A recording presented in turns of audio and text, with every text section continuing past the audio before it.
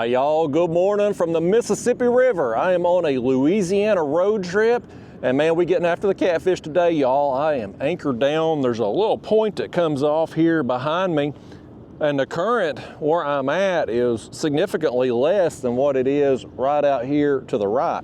So I'm gonna anchor down here. We're gonna cast some baits out. Coming up through here behind this point, I saw a bunch of fish there on the graph. So we're gonna sit here a while and see what happens, folks, and I'm gonna put y'all on the chest while we get after it here, man. I've got the first bait on the hook. That is a mullet head.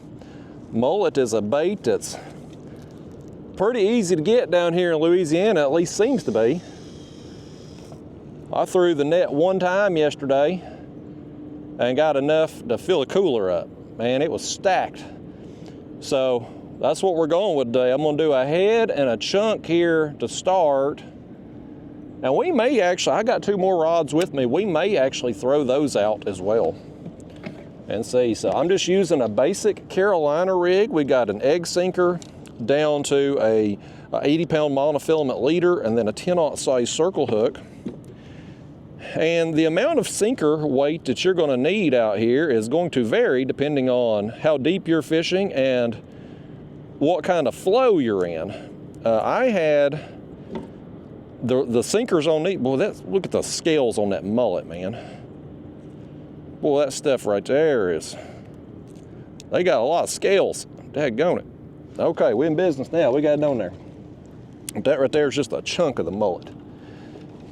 But the amount of sinker weight that you're gonna need will certainly vary depending upon the amount of flow and how deep you are. If you're fishing out there in 3-mile-an-hour current, 100 foot deep, well, you're gonna need a lot of weight. Keep your baits down. Now where we're at here, with the current flow, I think behind this point here, it's like maybe a ½ mile an hour or so. We're not gonna need very much. So these are 4-ounce sinkers that I've got on here. That's what I had on me and Ryan's saltwater, marsh, brackish water, whatever you want to call it, adventure. And so we're going to go with that.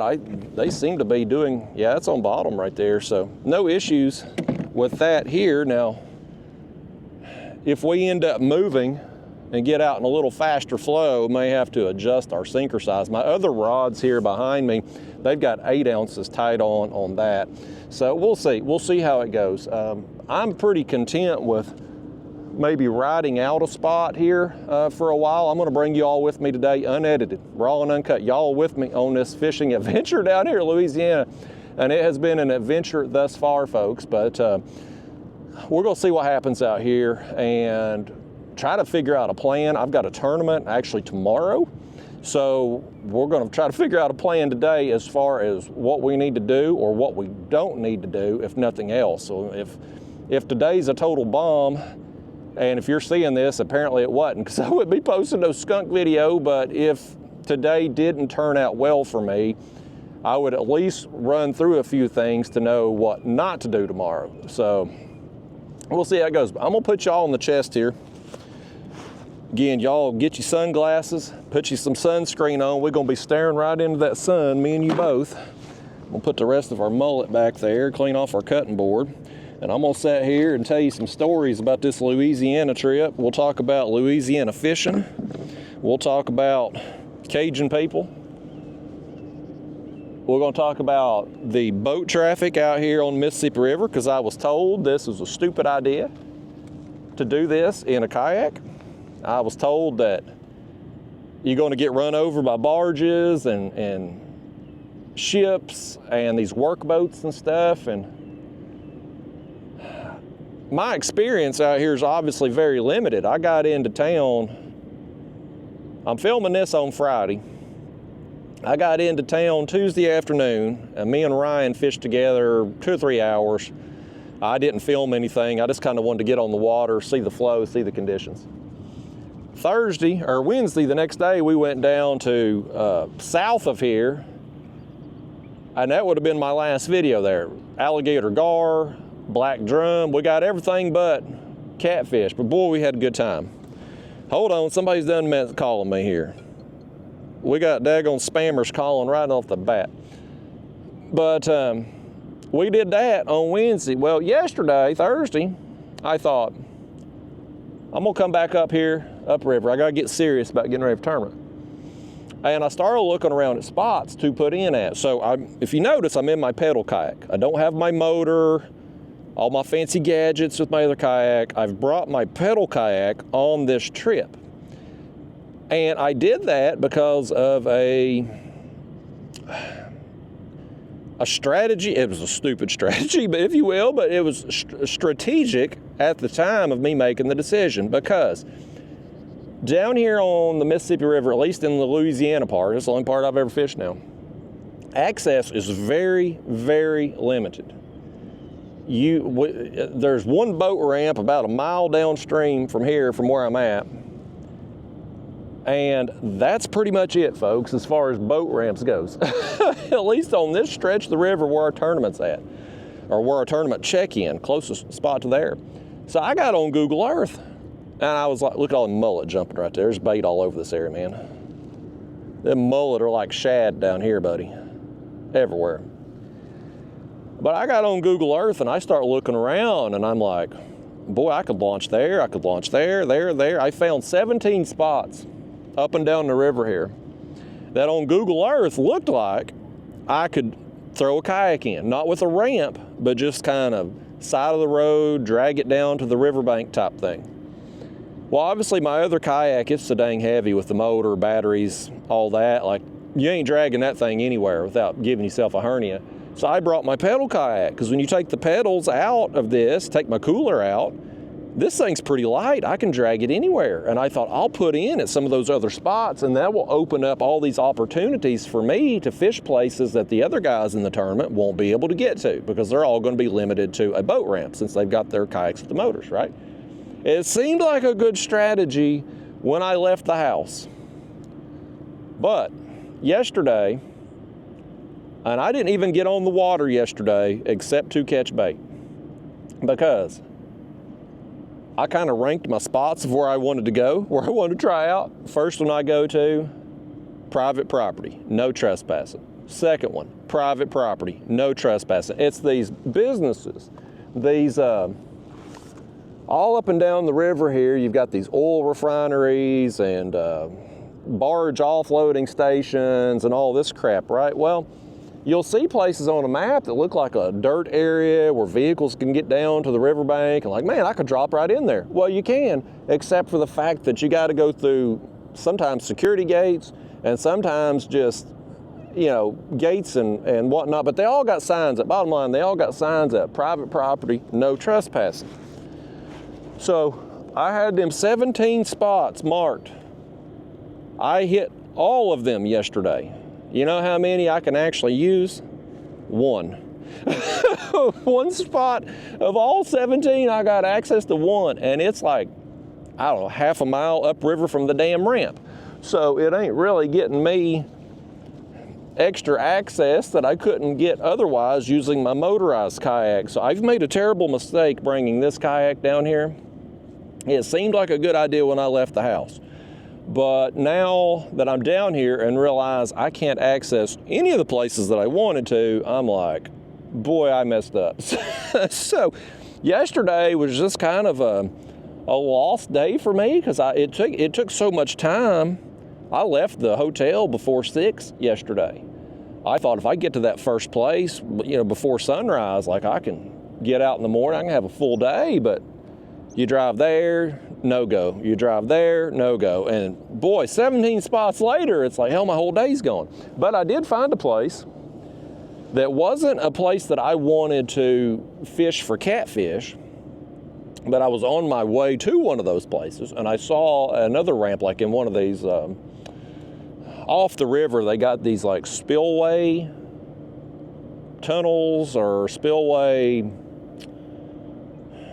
They look like creeks, honestly, back home. So I don't know what they're called down here, but they look like creeks, what we would call creeks back home. Anyway, there was a ramp in one of them, and I'm driving by and I see all these mullet jumping everywhere, right? And I'm like, there we go. There's me some easy bait. So I whip in there, get the kayak out. I throw the net. First throw with the net, folks, I'm in a stump, man. And I'm in it good too, buddy. I mean, I can't get that net out for nothing. I sit there, I tried 20 minutes, couldn't get that net free. I was so mad. So I had to end up cutting it. So I get on my phone and I'm looking like, is there a bait shop nearby, something I can go buy another net, right? Well, I see one, it's right up the road. I'm like, great. So I load up, go to that bait shop, I'll be damned if they ain't closed. I'm like, oh my gosh. So I get on my phone again, I'm looking for like an academy, a Bass Pro, something like that. Well, I found an academy, but with traffic and all, it's 45 minutes away. So I made the run up there, 45 minutes up, 45 minutes back, got me a new net, got back on the water, first throw. Well, I guess technically my second throw, since the first throw with my other net got hung. But first throw with the new net, man, I had my whole kayak floor just full of mullet. Because you can see them, jump. And so you kind of know where they're at. But then, like all along the shoreline, you would see them not jumping per se, but like you would see the water movement up on the surface. And I threw on that, and man, a whole net of them. So we got a bunch of mullet. They're good and fresh. Mullet is apparently a bait that's used frequently down here on the Mississippi River. I would assume it's a good food source for the catfish because, I mean, hell, we've seen them jumping right over here beside us. They're everywhere out here. So that's what we're going to roll with. I brought some skipjack down with me, but those skipjack, my buddy back home had caught them on Sunday, so by the time we were using them on Wednesday for them black drum and alligator gar, like it was kind of at the end of their shelf life, really. So I had to acquire some more bait, and thankfully the mullet are an easy option down here. So we're gonna go with that. I also have I'm trying to save this because once our tournament's over tomorrow, I'm going back down doing some saltwater fishing on Sunday and maybe Monday. So I caught a little stingray. Wednesday, I filmed the first part of the day, me and Ryan there.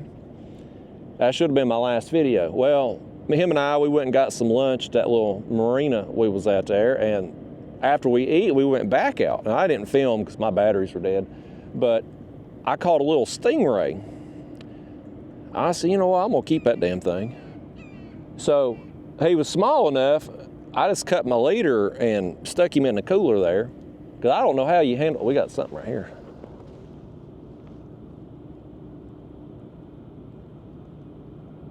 Something right there is hitting our,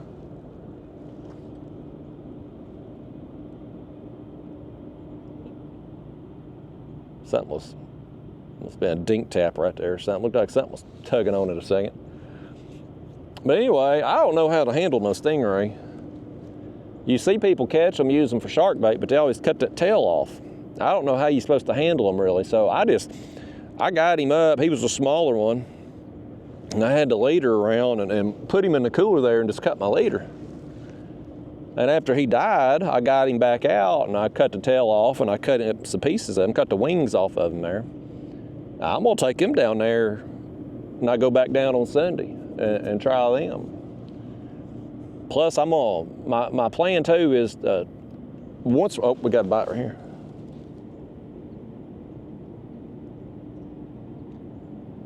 That's that head bait there.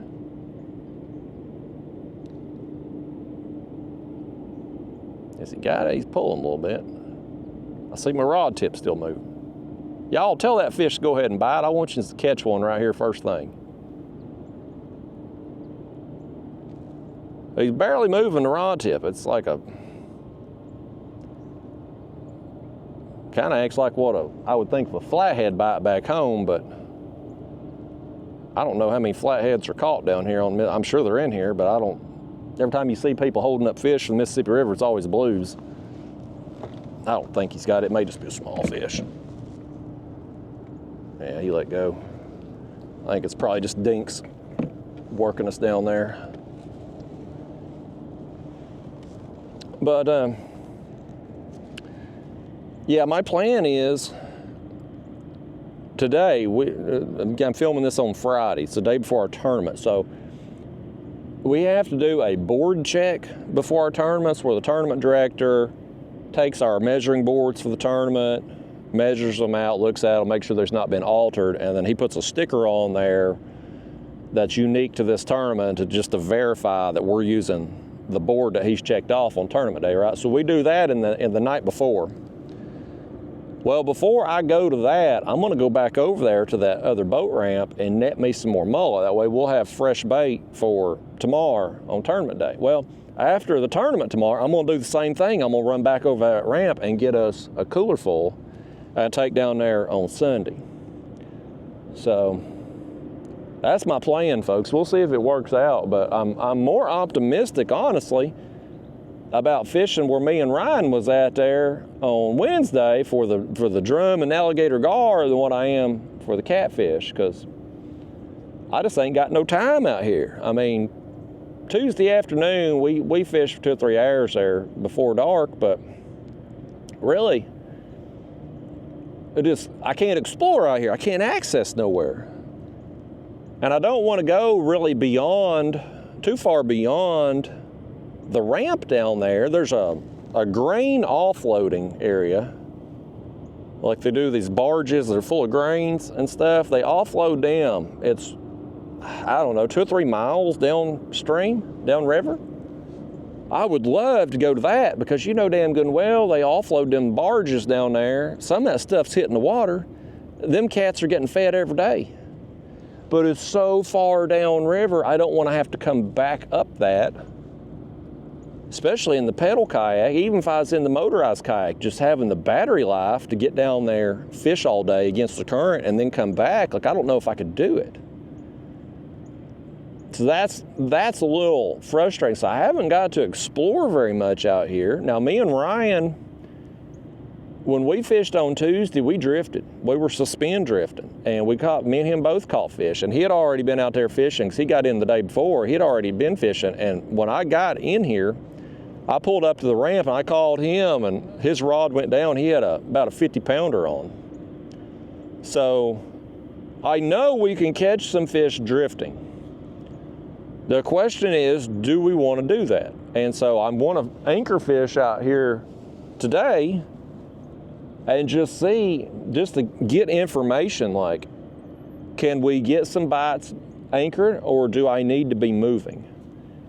We talked to a fella, real nice guy at the ramp that day on Tuesday, and he actually gave us some bait. He gave us some mullet and some skipjack he had left over from his trip out there, and they had caught a bunch of fish. They'd went down river, he said, and they were in a boat, but a real nice guy. And he was talking about how they had anchored that day and caught them.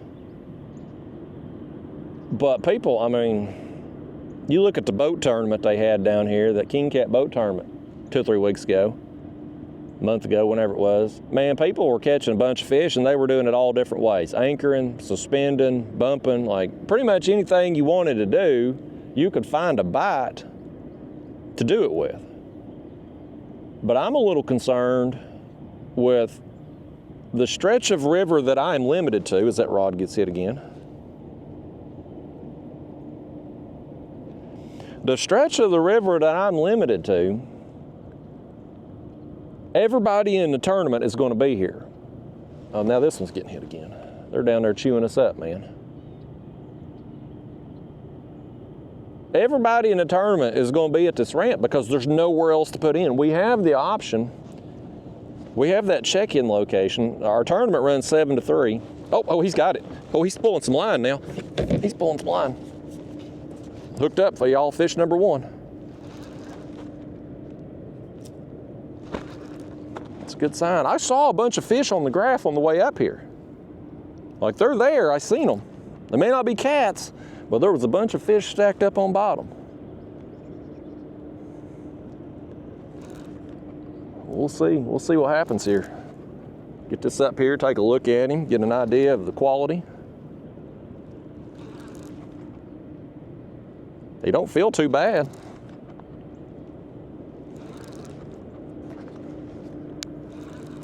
This, in a perfect scenario for me, on tournament day, I would like to anchor on a spot and sit there all 8 hours.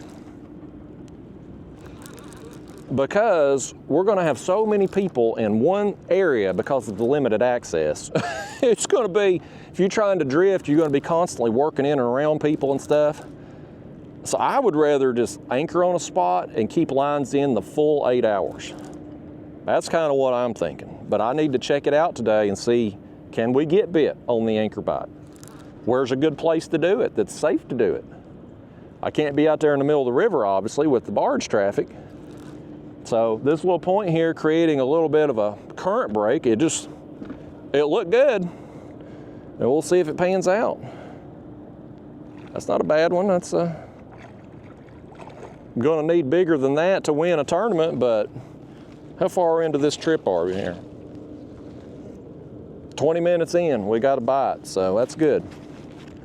That's good. It's a fun, what I call a fun sizer back home. It's a front camera worthy fish anyway. Wish y'all'd land this fish for me here. I had a little problem. I blew my glove out on the highway on the way down here. But fortunately, I have another one in my compartment there. It is not a right-handed glove, although we are going to use it like a right-handed glove.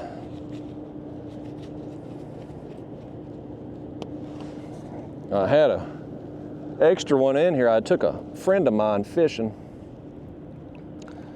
She didn't want to be on film or anything, but she had helped me out doing some picture stuff that I ain't good at, and so I took her fishing. That's what she wanted to do. You know, my friends, it's tit for tat, buddy. Ain't nobody doing nothing for you for free. So I had to take her out on a fishing trip. And so I threw her an extra glove in here, and I remembered it. So I was like, yeah, I ain't completely gloveless, but I do have fish grips too, if need be. Come here, kitty. Okay. Well, it's been eating good. It's fat. It ain't very long, which is what I need for tournament purposes, but it is a fat fish. Well, how we gonna get that hook out of you, fish? Can I have it back, please and thank you? There we go. Here, I'll tell you what, y'all sit up here in the front seat, would you? Y'all sit up there and take a picture of this fish there. Fish number one, a few minutes into the trip. Old Mississippi River blue cat. Look how fat that fish is for its size, man. Like it's eating pretty good. It's a good time, good battle. We'll see you, buddy. Tell your larger friends I'm gonna need you tomorrow. Don't be biting these other fellas' hooks. Yeah, all right, that one ate a chunk of mullet, so.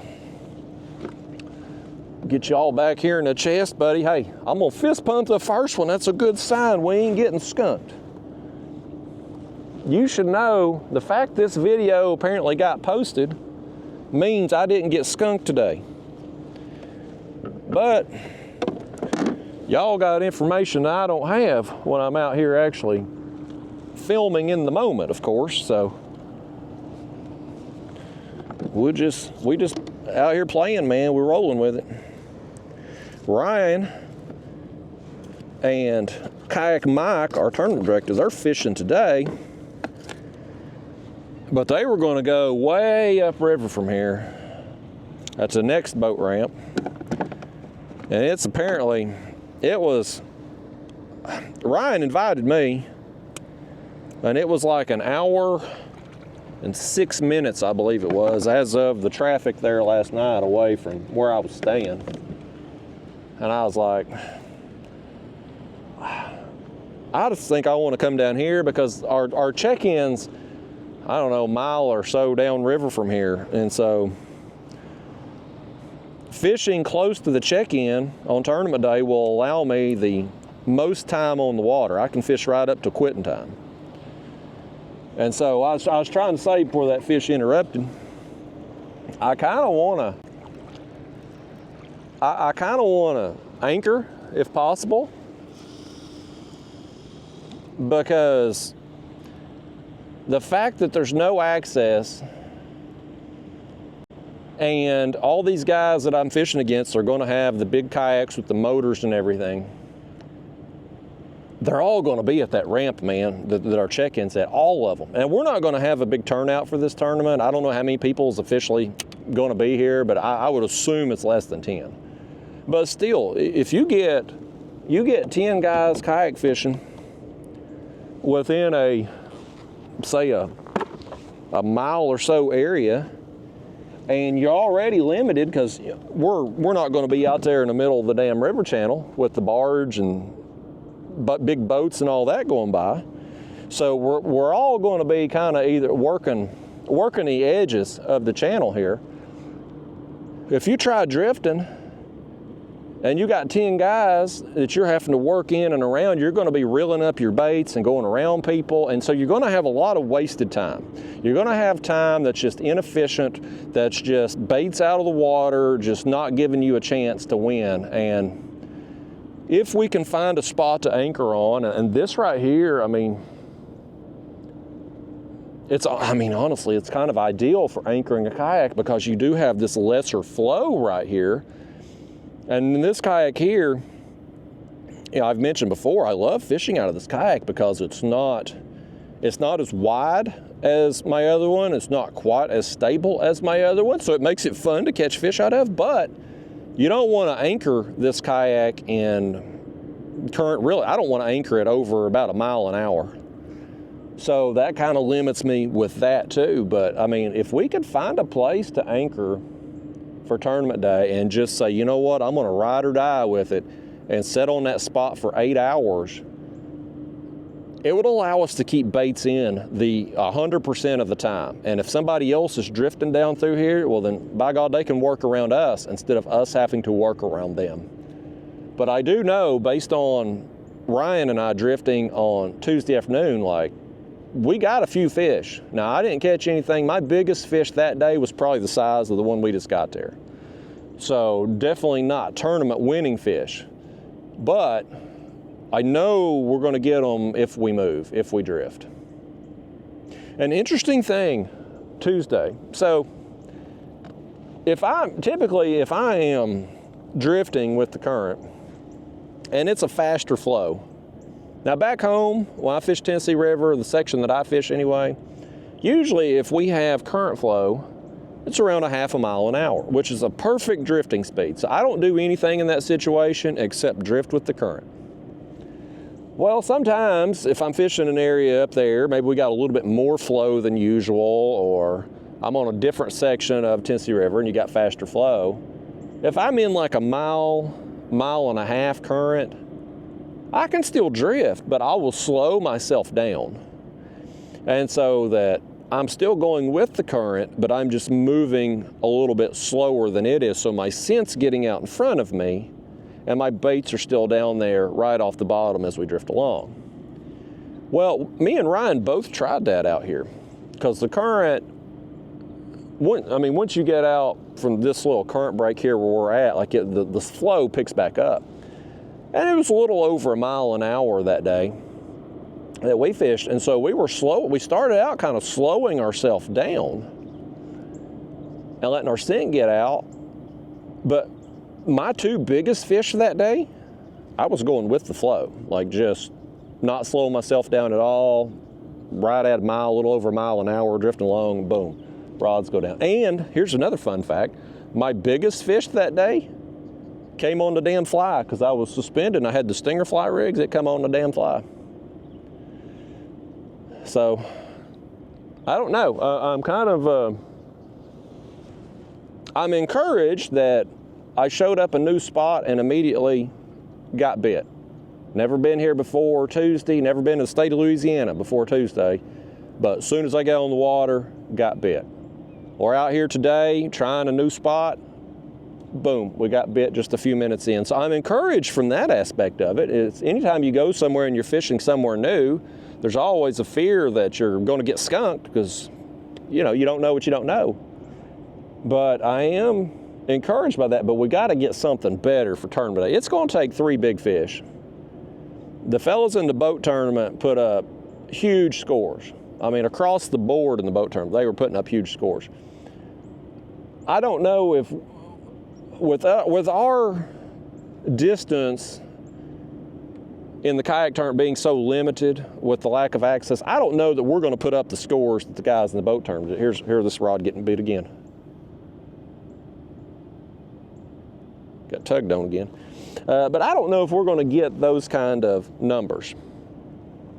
But you have to believe, if say we end up with 10 people in this tournament, you got to figure somebody is just going to be right place, right time and put up a good score. Somebody's going to do it. And you know what I say? Why not me? Like Winona Judd singing that song from the 80s, why not me? I'm gonna get it stuck in my head. I'm gonna be out here serenading y'all. I'm gonna be singing some Winona. I love me some Winona. She is an underrated talent. Everybody thought her mama was the star, and her mama was real good. Don't get me wrong. I liked the Judds better when her mama was alive. What was her, Naomi Judd?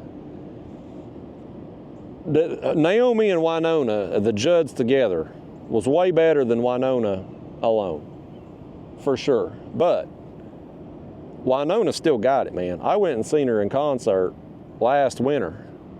She come to Knoxville. She put on a hell of a show. She could barely walk out on stage. I don't know if she's got a mobility issue or if she was just high as a kite. I don't know. She could barely, it looked like she could barely walk out there. But once she started singing, it was on. You might have to prop her up against the microphone stand, but she could still, she's got the voice of an angel. I like me some Winona. I don't know why the hell we talking about Winona when we're down here fishing the Mississippi River. But here goes a big barge by us, and you can see we got plenty of space. The wake coming off that barge is nothing. Everybody told us coming down here, like, you're stupid. They said, Justin, you're dumb. You shouldn't be in kayak on the Mississippi River. And I agree, you shouldn't be out in a kayak out in the middle of the damn river channel. That you shouldn't. But you can still fish down here in a kayak. And I have not felt unsafe yet. Now, when Ryan fished, me and him fished down there in Venice on Wednesday, the current out in the channel was ripping. And so when we went out of that inlet and I hit that flow, man, like, it was going. I was trying to pedal.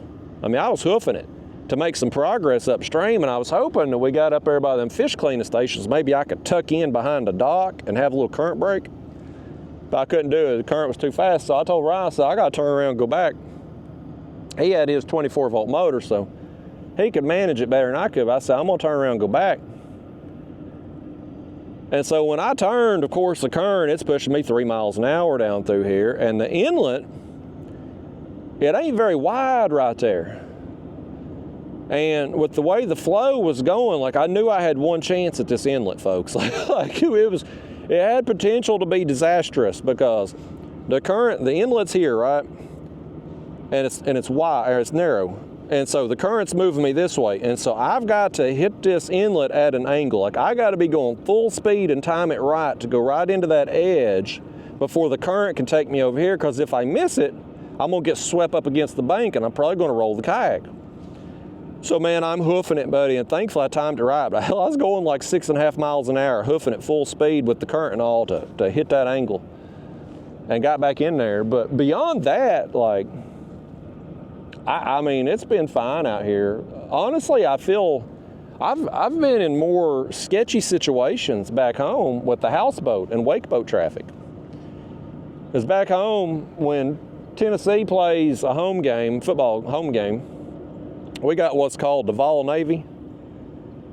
And it's these goobers with more money than brains. They got these giant houseboats that are too big for Tennessee River. And so they all go up there and they park outside the stadium. And so after the ball game, the next day and stuff, they're coming back down. And if you try fishing out on the main channel where I live on a Sunday after a Tennessee home game and all them people are coming back, some of them still drunk from the night before, they're all hung over from the night before. They're ready to get home, man. They're barreling down through there full speed. And some of them houseboats, I guess because of their hull design, when they're going full speed, they put off these waves that are high and tight. Like I had people, when they found out I was coming down here, they're like, oh, Justin, man, some of these work boats, they put off these high waves, man, you're going to be in trouble. No, I'm not. Like, the height of a wave don't matter to me. I don't give a damn. I mean, I've been in waves in the ocean where when I fished down there, went on that sailfish trip a few years back, and the fellows I was with, we had some distance between us. And sometimes on them big boats that go by and put off these waves, and like, you'd go over one wave, and when you drop down, the next wave coming was so tall, you couldn't see your buddy over there. Like, it was too tall, you couldn't see over it. Like, those are huge, tall waves, right? But it was fine because there was distance between the waves. The problem you run into, and this is where it gets sketchy, and we have this back home with the houseboats. When you get a massive houseboat that's going full speed, it puts off waves that are tall and tight together. So when you're in a kayak and you go over that first wave, when you go down the length of the kayak, like, you can't come back up before the next wave crashes over the side. And so if you don't hit those waves at the right angle, that's when you can get yourself in trouble in a big way. Like, you can, if you get sideways in those, like, you're in trouble. Out here, these barges and workboats and stuff, like, they're not putting off waves that are that tight together. So I'm not going to have any issues out here. Now, being anchored down with the physical anchor and rope, if we were trying to do that farther over in the channel and we had a barge, especially if we was like near some of these moorings or something down here and a barge or workboat wanted to come access those, like, that could be a problem because we might have trouble getting our anchor in before they got to us or whatever. That could be an issue, but I'm not going to do that. You know, I ain't the sharpest tool in the shed all the time. Like, sometimes I make dumb decisions, but I got a little bit of common sense not to put myself in those kind of situations.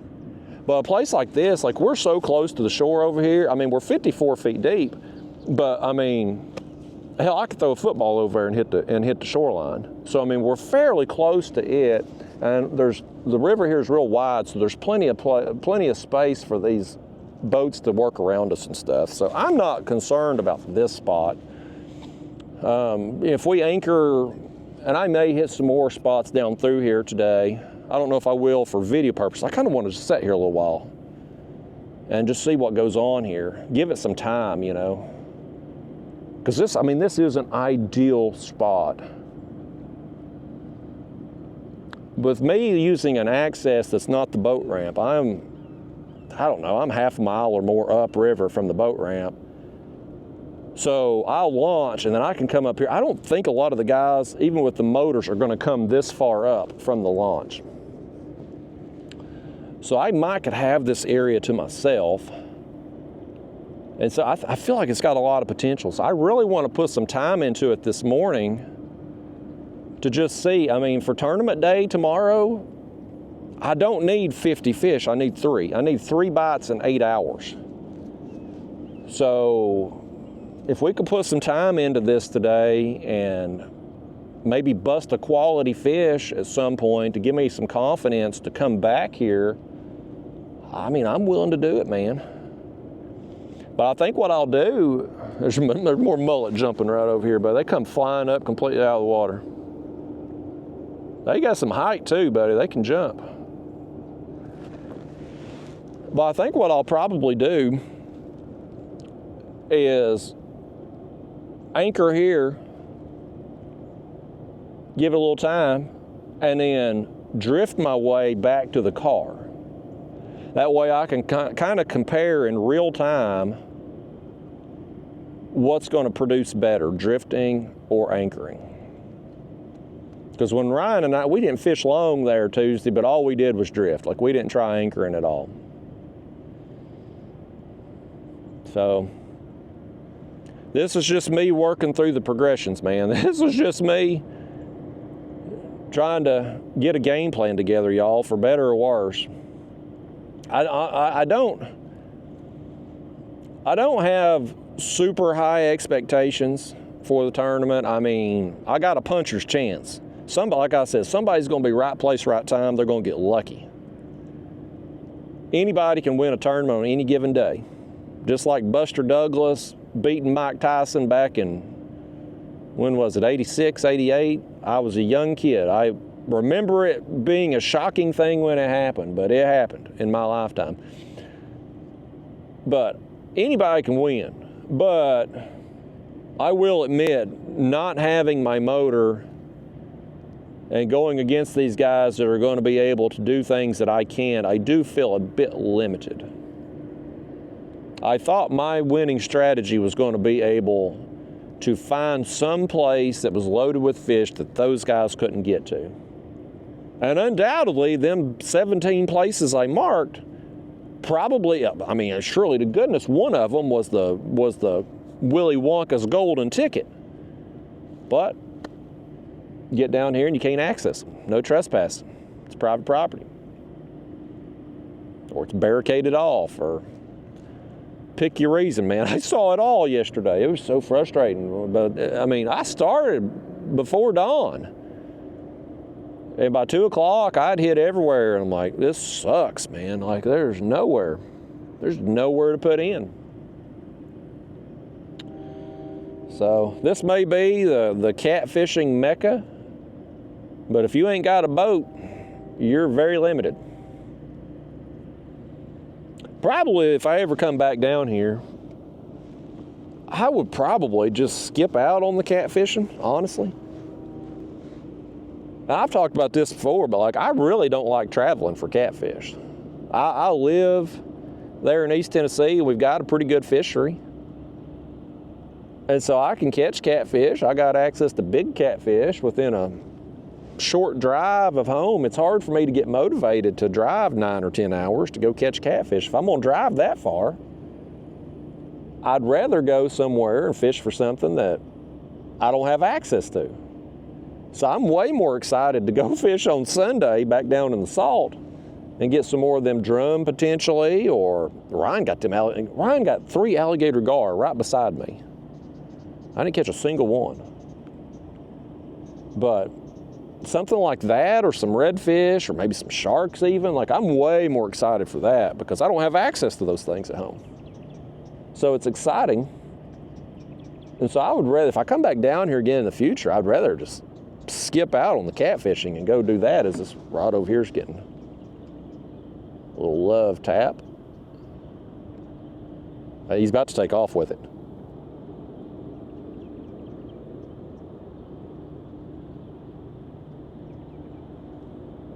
Has he got it? The rod tip's still, I'm gonna pick up on you fish here, see if he's got it, would you? He's got it. You got you another one on, really, man. Y'all good luck. I knew bringing y'all with me today was gonna be good luck. I knew it would be. I wish I could have got you out here a little sooner, but, oh no, he just come off. Y'all bad, I knew bringing y'all out here was bad luck. Y'all lose fish. Every time we fish together, y'all manage to lose fish somehow. Every daggone time. I knew I shouldn't have brought you today. Every time I bring you out here, you bad luck. Bad Judy. Y'all, get your act together. We can have it today. We can't have it tomorrow on tournament day. We need every fish. There's another bite though. Yeah, I'm way more excited to go back down and fish the salt. So I don't know if I'd come back to Louisiana again. It's been an okay trip so far as fishing goes and whatnot, but boy, the traffic down here is something else. When Ryan and I left Venice the other night, I thought when we went down to Venice, I stayed in New Orleans. That's where I'm staying at.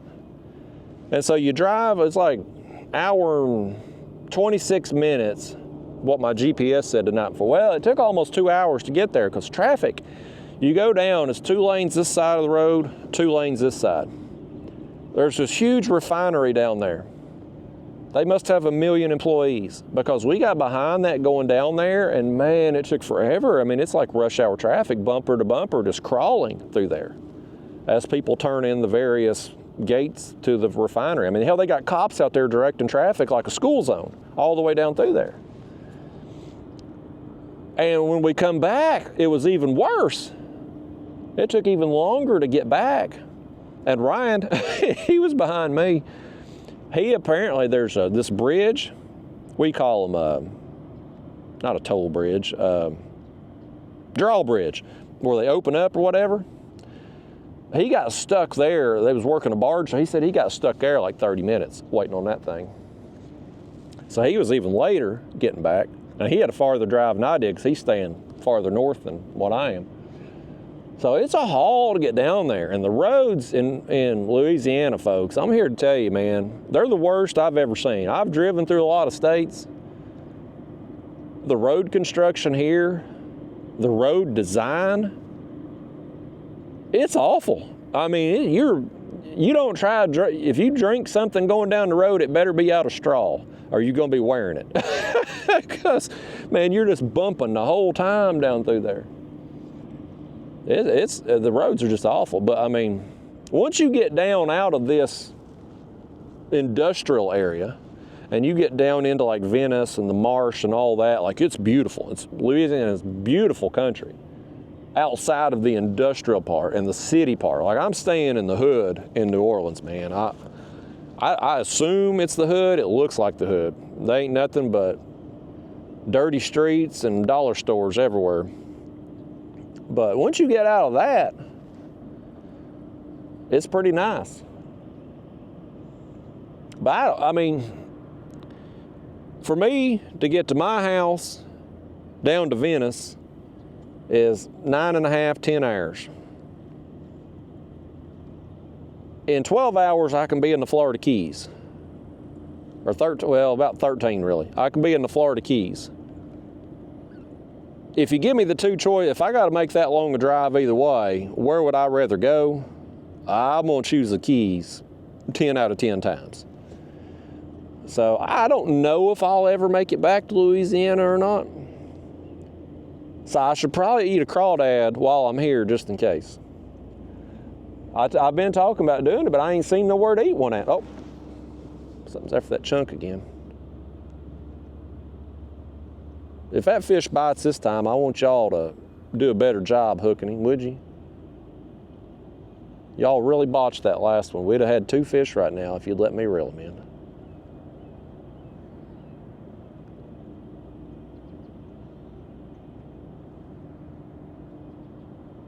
I think he's gone.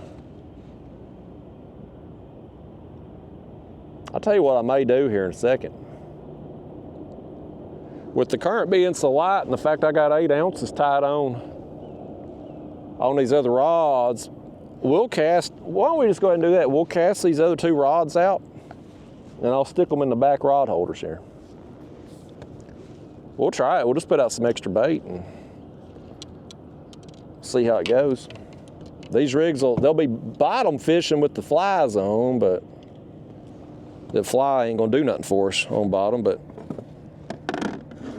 I don't know. Oh, boy, that was another big splash from one of them. Oh, there he is again. Did you see him? Jump one more time, mullet.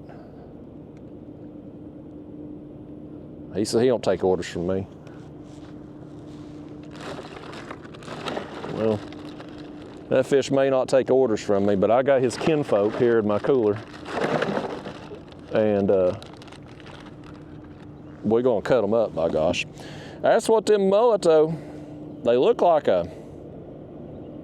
almost like a kind of same body design as a red horse sucker back home, as far as the width, the size, all that, but they seem to be a pretty good bait. Hard to rip them off the hook. There's something right out there. Yeah, we'll just do, we got that head bait out on the other rod. Let's do a couple chunks. Since we got all the action right now is coming on the chunks, I definitely want to have a head bait out. But let's put a couple more chunks and just see what happens. I'm gonna put a smaller piece out too. Since that big fish, my biggest fish on Tuesday came on a fly, let's try a small piece also. Let's mix it up a little bit.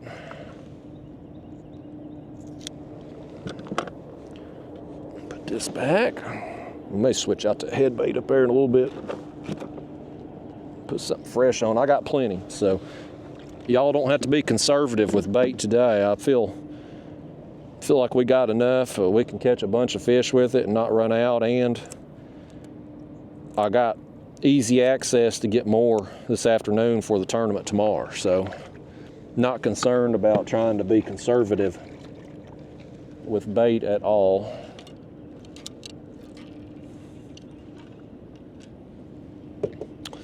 Yeah, let's do that. Let's put on another chunk here. We'll throw the bigger one out to the right. We'll throw the smaller one up to the left. Boy, you gotta get them scales off your hook though, don't you? Boy, there's something. They're a very scaly fish.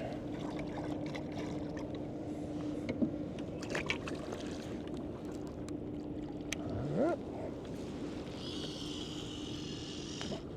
Throw that out to the right. Should have probably done that from the start, but that's all right. Usually fish with 4 rods. If I'm in my other kayak and I'm casting out, I'll do that, but this kayak is so narrow, I don't want to get everything all tangled up. Yeah, that current's kind of bringing all this stuff in. We'll try it. If we start catching fish and getting tangles and stuff, we'll go back down to 2. We'll throw them out there for now.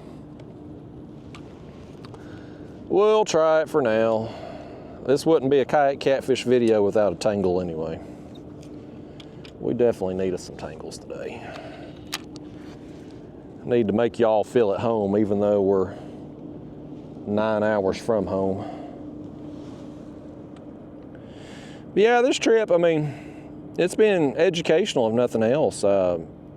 Very excited there on Wednesday to get those. Well, I didn't get them, but just to see them alligator gar. I mean, Ryan somehow got 3 of them to my 0. But I mean, we were fishing just inside the marina, just anchored down, like 7 feet deep, casting out at random, and we got all them fish, all them big drum. Like, that was pretty cool. And so that gives me hope for like Sunday, Monday. Sunday, I think I'm gonna go back and do the same thing, same place. Now, Monday, I think I'm gonna go further south. Oh, that's that one.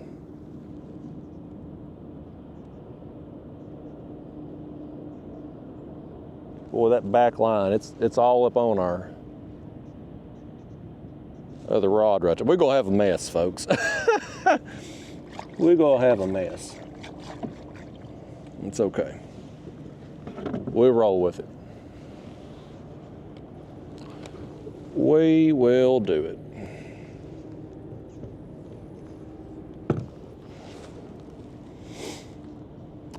But yeah, Sunday and Monday, that's gonna be my days. I'm gonna try to film, of course, but like that's gonna be my, we'll call it the vacation part of this trip. Because that's what I'm really looking forward to. If it wasn't for me just not wanting to get embarrassed in the tournament, I'd be back down there today. But I feel like I need to get a plan for tournament. I've committed to the tournament. I know some of you probably saying, well, Justin, if you want to go down there to the salt, just go do it. Hell with the tournament. I hate to do that because, you know, I made a commitment to fish it, and I'd already backed out of the last tournament there in Alabama because of the whatever that tropical storm come through on tournament day. It was pouring down rain. I said, I don't want to go down there and deal with that. So the weather's perfect this way. It's been perfect all week long. Gonna be great tomorrow too. So I kind of want to just honor my commitment and see it through the tournament and hang out with some of the guys and whatnot tomorrow night. We all live so far away from each other. Ryan's in Kentucky, Mike's in Ohio, Adam Flegel, he drives in from Kansas, Andrew Green's from Texas. Like, we're all so spread out geographically that the only chance there's ever going to be to have us all together is for a tournament. And so go ahead and hang out with those guys and whatnot. I'm curious what's going on though with these fellas. They're all down here, the ones that are coming. I know Adam's here. I know Andrew Green's here. They've been on the water. They ain't been posting no pictures. They've been all coy with it. They're keeping their cards up their sleeve. They're not showing anything. I think everybody's fearful of having something in the background of their picture and maybe showing a bait or something, or a rig, something, giving away some information. Like, everybody's being all coy with it. We got a pretty tight points race for Angler of the Year. We got this tournament, and then, well, I say next month, but really it's like 3 weeks away, the Santee Cooper tournament. That's the final two. And so there's 3 of us that could potentially win Angler of the Year. Ryan's in the lead. He's 2 points ahead of me, and I think Adam's, I forget how many points Adam's behind, but he's within, if he has a good showing next couple tournaments, he has a chance to win. So it means a lot to these fellas. I want to win. It's not the end of the world if I don't. I know I'm going to get paid either way because it pays top 3 for Angler of the Year, and none of the other fellas that's from 4th place beyond can pass me at this point. They're kind of mathematically eliminated from, the worst I can finish is 3rd in Angler of the Year. So I'm going to get some money either way from it. Now, how much I get is going to determine on how good I do. If we only got 10 people, I think something's got this. Man, he keeps hitting this rod right here. I'm telling you, if this rod takes over this time, don't y'all botch it again.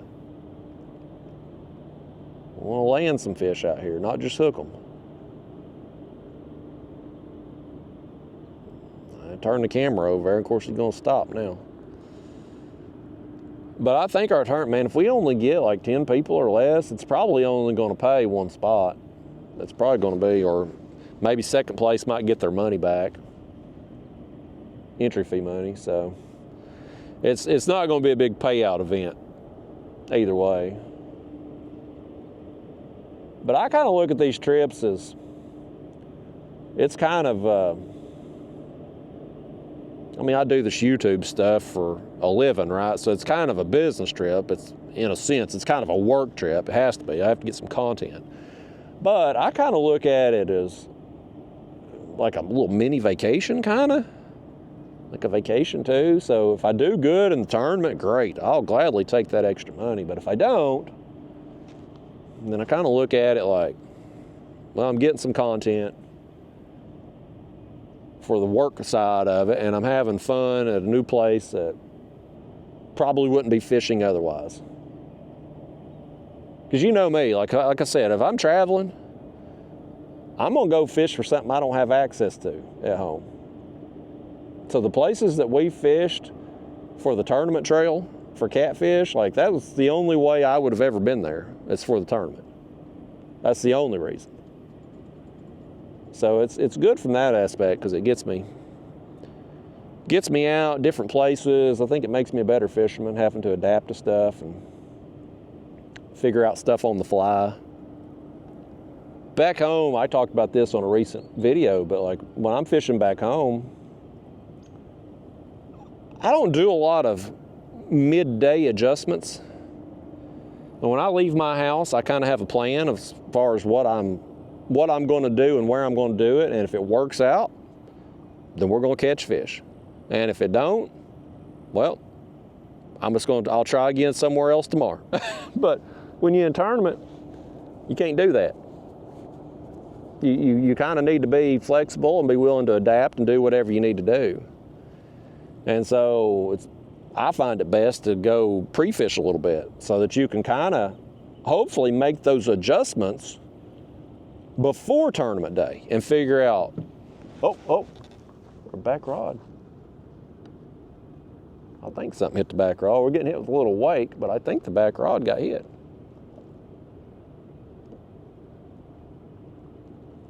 Well, maybe I'm imagining things. Maybe it's just the boat wake wiggling the rod or something. But yeah, I mean, if you can make the adjustments prior to the tournament, then you are so much better off. And that's what we're going to hopefully figure out here today. Like, what are we going to do tomorrow? And go from there. If we can get bit on the anchor bite, that's what I want to do. Because I know what's going to happen. We dealt with this on the Ohio River tournament, where damn near everybody used the ramp there at check-in. And so I had made a long run up first thing and was going to work my way down back toward the car. And I moved down, and here's a boat. I work around them, here's another boat. Here's a kayak. And so I spent a big portion of my day on the Ohio River tournament without lines in, just working around people. And it was just so inefficient. And I'm like, in that situation, would it have not just been better off? And I ended up cashing in that tournament. I finished second place. But what caught my fish was I finally give up. I got tired of going around people. And I finally got downriver. I went downriver a mile or so and anchored up. And that's what got me in the money that day. And so I was like, I should have done that right from the start. But it's just, kayak fishing in general is an inefficient process. You can't access the places you want to access all the time, like out here. Tons of places I'd like to fish. You pull up a map, you're like, man, this place looks good, this place looks good. You got all these discharges that feed into the river. I'd like to fish all them. Definitely down there where they're offloading the barges. I want to fish that with all them grains and stuff, but I can't get to it because I'm in a kayak. It's inefficient. You're limited on how many rods you can fish, what kind of current flow you can deal with. Like, there's a lot of limitations. And so when you're fishing in a competitive situation like a tournament, you want to try to eliminate as many of those inefficiencies as you possibly can. And one of the best ways I think to do that is just to make sure you're fishing in such a manner that you can have lines in the whole time, because if your competition is making runs and having to reel in lines and go do stuff all the time, change up what they're doing all the time, and you've got your baits in the water the full 8 hours of the tournament, as long as you've got your baits in an area where there are fish or a productive area, like, it's a big difference, man. If you got baits in for 8 hours and your competition's got baits in for 6 or 7, well, that's a competitive advantage. And so you got to be able to work efficiently to make that happen. Now, when it comes to fishing more rods versus less rods, more bait, there's two schools of thought on that. And Ryan and I disagree heavily on this. Ryan's philosophy is more baits, more chances to catch fish. And that sounds good on paper. But more baits don't necessarily mean more fish if your baits aren't where the fish are. And my philosophy's always been, if I'm in the right place at the right time, I'm not going to be able to keep a bait in the water very long. So if I had 10 rods out and I'm reeling in one fish after another, well, I don't need 10 rods out because I ain't going to be able to manage them all anyway. So I don't really care about fishing a tournament with 2 rods against guys running 6, 8, 10 rods. I've beat them before. I have videos on my channel beating those guys doing that with 2 rods, doing the same techniques they're doing. But it's about finding those productive areas, and that's the $1 million ticket, is working efficiently in the place that's going to have some active fish. If you can do that, you're gonna be competitive in every tournament. You look at the people who are up the top of the leaderboard consistently, because I mean, look, you get these tournaments, anybody can win a tournament, right? You got to get a little bit lucky to win. You got to be on that perfect spot, the perfect time. You got to have some things go your way. Like, you can't be losing fish like y'all do on these videos all the time. You got to actually land the fish, right? So there's some luck involved to have everything go your way on tournament day and get the win. But when you look at the scores consistently throughout tournament, you see the same names near the top, right? That top 3 spots, top 5 spots, you're going to see the same names up there consistently. And you see it in the bass world too. You look at these bass tournaments, they're obviously bigger than the catfish tournament field. They've typically, I mean, the kayak bass tournaments, the Hobie tournaments, man, they got 200 people in the field. But go to the top 25. Go to the top 20 in a 200 team or 200 person tournament, the top 10% basically. Compare it across the board throughout their whole tournament season. You're going to see the same names. You have a different winner, the winner's going to change, and it may be somebody random even that'll pop up there and get a win. But the top 10%, man, it's the same names, just in a different position every tournament. Like, they're always up near the top because they're working efficiently. They know how to break down water to put themselves in a position to catch fish, and they get it done on tournament day. And that's the difference between being near the top and being near the bottom, is how efficiently how you can break down water and how efficiently you can work.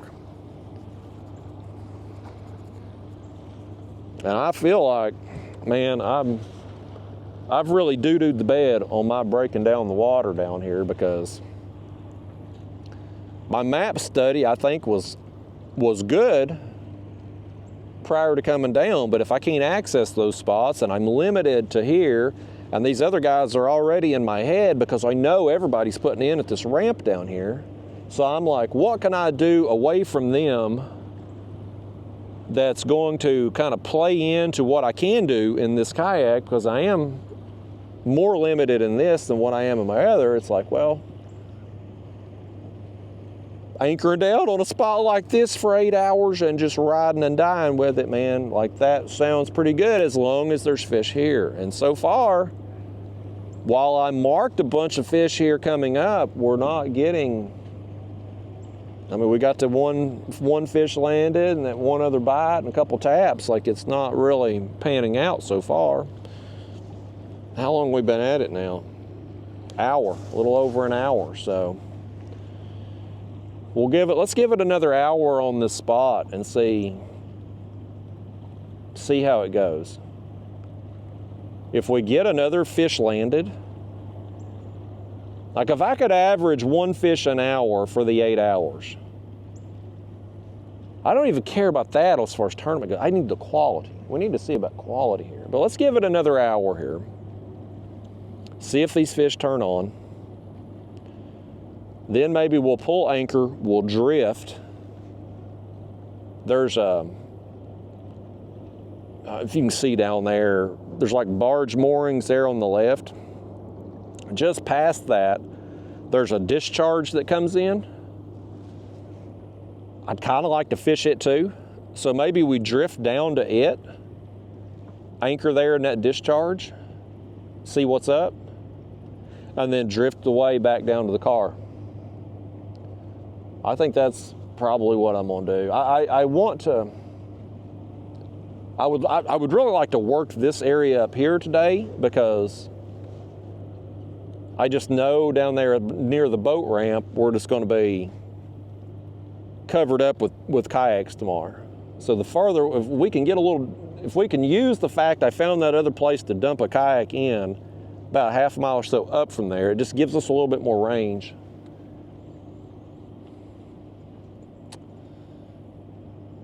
We got something, I think, working this rod right here again. He hit it a couple times.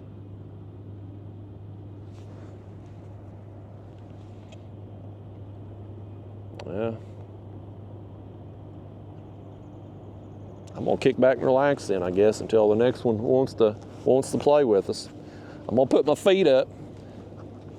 Y'all kick your shoes off and stay a while, I reckon. I'm gonna have y'all here in the chest. When these rods go down, you're gonna see it happen. You know what I ain't seen down here in Louisiana though? I ain't seen a single alligator. I thought for sure we'd be eat up by alligators. I ain't seen a single one. I've seen some Cajun people though. The people down here in Louisiana, super friendly.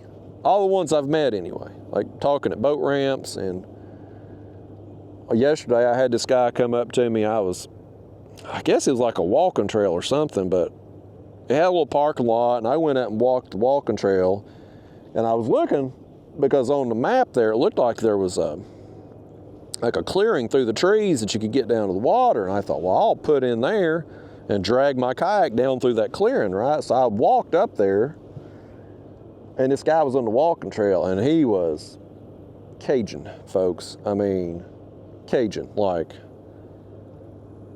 I couldn't hardly understand a thing he was saying. Like, I have a hard time with thick accents anyway. You want to see some entertainment, let me call in to some customer service line and get somebody from India talking. Like, I can't function, man. I'm like, huh? What? Can you slow down? Is there anybody there that speaks American? Like, I can't. There's a failure to communicate. And so this guy comes up to me on that walking trail.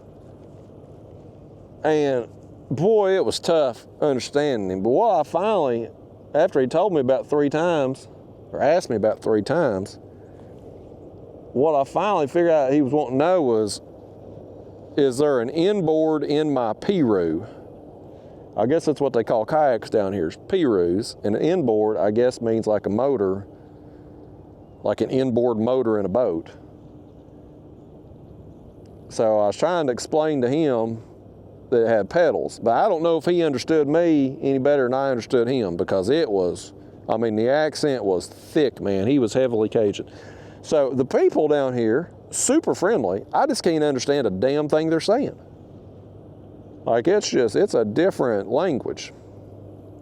It's English, but it's a different language. So there's that. But Louisiana's been pretty good, other than just the roads, the traffic. The fishing license, super expensive for non-residents. You have to buy freshwater and a saltwater. Well, if you're going to fish saltwater, you got to have it. But I went ahead and got both because I was planning on doing both. You know, it was $130 for non-resident. Like, I mean, that's steep, man. I think that's the fishing license I've bought. Every time we go somewhere for a tournament or a trip or something, you got to buy a fishing license. There's no nationwide license, so you have to buy one for each state. Louisiana is the most expensive one I've bought. So we need to catch some fish and get our money's worth out of it. Got to keep that in consideration. If you're taking a trip somewhere, you got to factor in fishing license fees. This trip, I'm figuring in an extra cast net since I was so mad. It's a good thing I wasn't filming. I was saying so many cuss words. Very first throw, I must have just nailed a stump perfectly. Could not get that thing out. But all's well in the end. By gosh, we out here. We ain't skunked. We figuring some stuff out. We're having a good time. I'm gonna try my damnedest to find a crawdad to eat somewhere around here. You go up and down these roads, some of them where the refineries are, there really ain't much of nothing as far as civilization goes other than just the refineries. And then you get into town where I'm staying and it's nothing but dollar stores and fast food. I guess in my mind, and maybe I'm naive for thinking this, I guess Louisiana's like every other state. It's nothing but Walmarts and Dollar Generals. But in my mind, I was thinking there'd be more like country, mom and pop type restaurants, that type of thing down here. That all each have their own kind of gumbo, jambalaya, or whatever the hell they serve. And I'd stop in one of them and get me a crawdad to eat. I got to get my mom something too. She wanted a praline. I don't remember what it's called. Praline? I think it's praline. I don't know what it is. Some kind of food. She wanted me to bring her home some of those, so I got to figure out where the hell do you get. Can you get them at a gas station? Go in there and get you a big gulp of scratch off and a praline or praloon. I don't know. I don't know where you get it at. I've ate terrible down here. I try to eat. Especially lately, I've been trying to eat better. I've really cut back on my Pepsi intake. Trying to live a little longer, but boy, when I'm on the road, I'm traveling, and you got fast food restaurant A versus fast food restaurant B. Like, it's garbage, no matter which choice you pick. And of course, they're going to give you a Coke or Pepsi with it too. So I'm going to go home weighing more than what I've got down here weighing. I guess it's a good thing I'm in the pedal kayak and getting some exercise.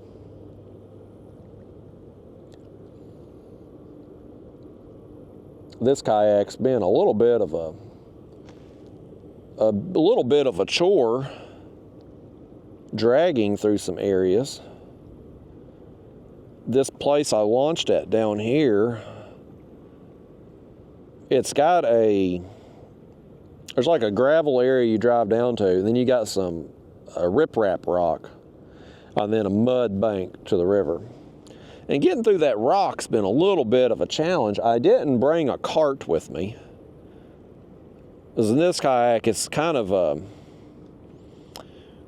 the way the hull is designed on this kayak, it's kind of rounded on bottom. It's got like, it's like a tunnel hole, kind of like you got here, and then the bottom rounds down. And so it's kind of a pain to get on a cart. Like, I have that Wilderness Systems cart, and to lift the kayak up onto it, the kayak wants, when you lift it up, the way the back end is, it wants to turn on its side. And so usually if I'm going to put this kayak in on the side of a road type place, I just put it down on the ground and drag it. But that has been a little bit of a challenge on this spot because of the riprap. I mean, it's doable, but it's a little bit more strenuous. This kayak, I take the motor the pedals and the cooler out, it makes it lighter weight, but pulling across the rock still a bit tiresome. I'm going to get a Hobie Lynx. I made that decision to do it. When I get back home, I'm going to find me one. Hopefully find a dealer around home there that's got maybe one of last year's model at a little bit of a discount or something, but I'm going to get me one. I want to get it before I go to the Florida Keys again in November. Me and the girlfriend, we're going down there week of Thanksgiving. I'm going to get me one of them Hobie Lynx. I've been back and forth on it for months. Y'all have heard me talking about it, but I'm going to do it. because it's going to be it's so lightweight. It's going to be so much easier to pull through the sand down there at the beach. And here's the other thing I was thinking about last night. It's what really got me all in on it. Down there in the Keys, the last 2 years I've been down there, I don't know if it's like this all the time or if it's just the time of year we've been there, but there is seaweed everywhere. Like, you'll get these big patches of it coming through. And that seaweed with a pedal kayak it's going to get caught in your pedals regardless a little bit. But in the prop drive, like this is the bicycle style here in this Old Town kayak, the prop, the pedal drive, boy, them seaweed, man, it just chokes out your prop. And you got to stop and clear it and get it out there. The Hobie fins go through the grass a little better, and you can also flutter kick, meaning you can put them fins right up under the hull and kind of flutter through and get through stuff. And that is a big thing. I've talked about it ad nauseum, how much better I like this bicycle style pedal motion for comfort. I can pedal damn near all day in this kayak here, no problems. I'll be tired at the end of the day, but I don't have any pain, anything like that. The Hobie stepping motion with the fins, I get sciatic pain if I pedal too much. So I gotta be real careful with that when I go down there to the Keys with that Hobie pedal drive. Like, I'm gonna have to limit myself as far as pedaling, make sure I'm stretching, taking breaks and stuff. But you hook a fish, like you hook a shark or something. Oh, back rod got hit.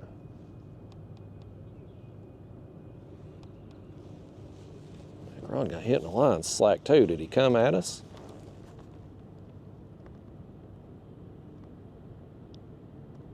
Oh, something hit us as I heard it. I heard the rod move.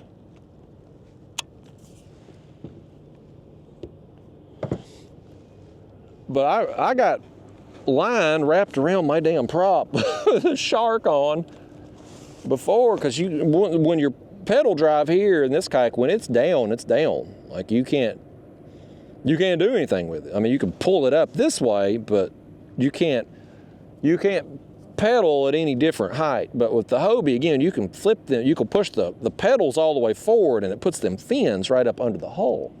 So if you got a big fish on, shark, whatever, and he cuts back and goes under you, put them fins right up against the hull and you don't get it caught up in there. So between that, the seaweed, the fact that Hobie Lynx is so, at least on the videos I've seen, so maneuverable, like around bridges and stuff, that's a thing I've struggled with down there. In this kayak, when you're fishing, when the tide's going, the current kind of picks up through them bridges where it gets funneled through.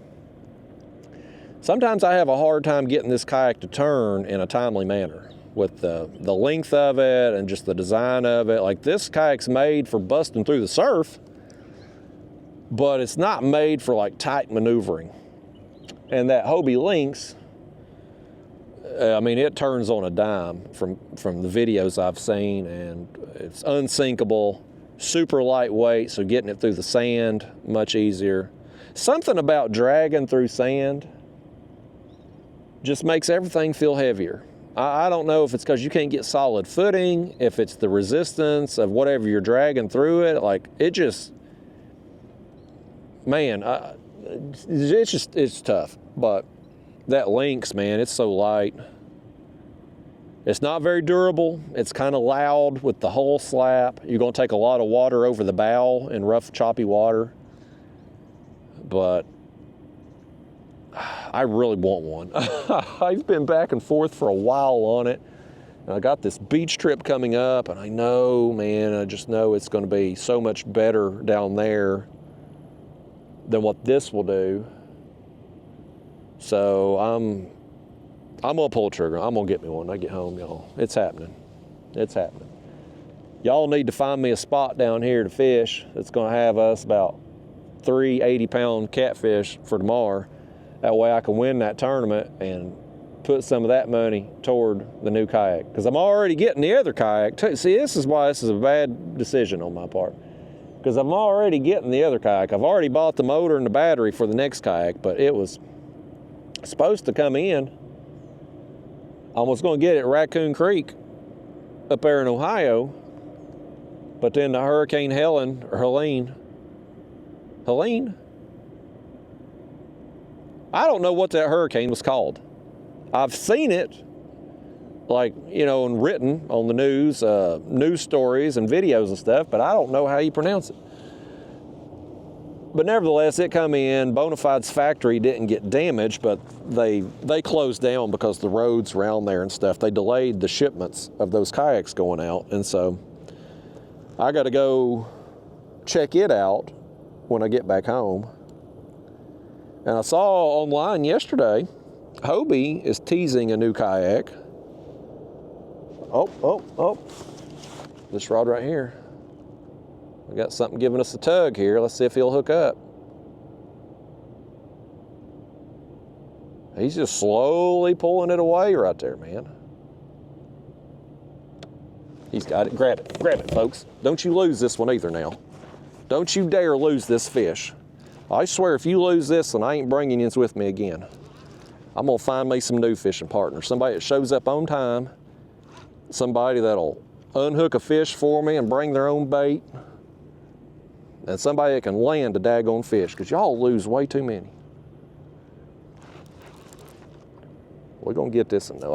I got a good feeling about this. I got a good feeling about it. He don't feel too bad either. Another one on a chunk right here. That head bait, it got tapped a couple times there, I think, but it didn't. We'll switch it out here in a minute.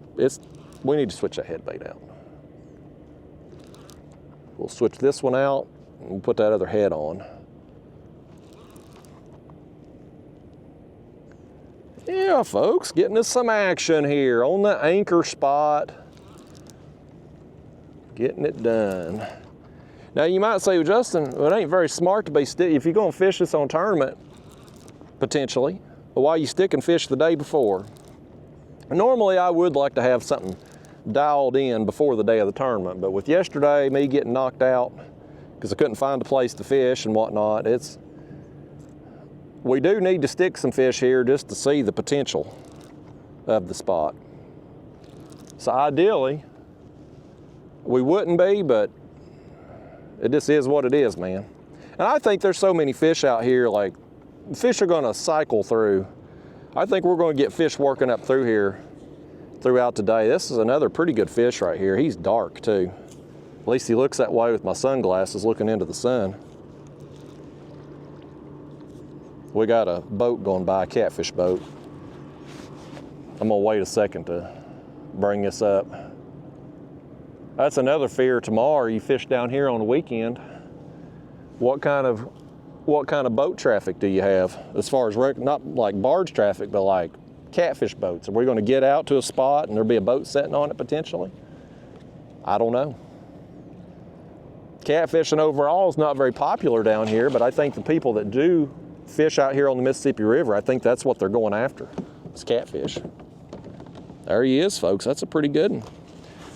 Let me set y'all up here. Take a picture of this fish with me, would you? If you see what happens when I reel one in, we don't lose them. That last one there, I tried to let you all reel in, and he popped right off. That's the difference, amateur and professional, folks. Y'all keep trying. Someday you'll figure it out here, how to land a fish. This is pretty good one.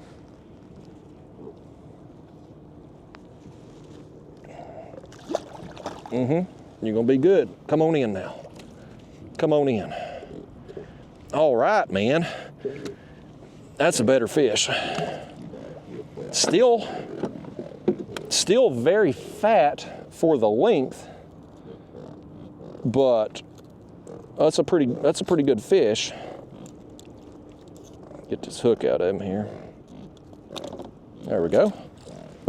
He's talking too, man. This fish got a lot to say.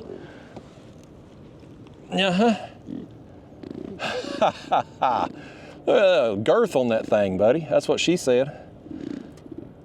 Yeah, he's dark too. At least looks dark with my shades on. Nice. All right. It's a bit of an upgrade. There he goes, hitting the side of the kayak on the way out. All right, man. All right. All right. That's 2 fish. 2 on the anchor. What are we? 90 minutes, so an hour and a half. We got 3 fish hooked up, 2 landed. I mean, those 2 fish, though, if we got 3 fish like that, that's a respectable score. Probably not going to win it for us, but that's a respectable score. But if we put in 8 hours on the spot, and if I'm set up out here, I mean, I got out here a little bit later today because not being familiar with the area and stuff, I didn't want to get out here before dawn. I wanted to be able to see, getting on the water and stuff. But tomorrow we will be set up and ready to go at 7 a.m. and it's getting daylight right about 7. So might be a morning bite potentially going on, but 8 hours, you put 8 hours into this spot, can I get 3 fish that are maybe bigger than that over the course of 8 hours? Like that's, we're gonna see. When I drift back today, we'll see how we do, and that'll probably make the decision for me of what we end up doing, if we're gonna drift or we're gonna anchor. The quality of those 2 fish, I mean, that first one was probably about the size of my biggest one on the day, me and Ryan drift, but we didn't drift very long, but still, like it's, I have to believe fish are going to come over here. If the current's more out here to the right, and you got this, they're going to come over here at some point, probably get out of it, and we've seen all that bait jumping right over here. Like they're going to work up in here. And I saw coming up, like just down from here, like in this little pocket here, there's a bunch of fish stacked up right out here. Don't know what they were. I have to believe if they were all cats, we'd be getting more bites than we've gotten. But there's at least some cats coming in here for sure, because we've got 2 now. So, I mean, you just have to think over the course of the day, I'm gonna get me 3 bites, man. I'm gonna get me 3 fish.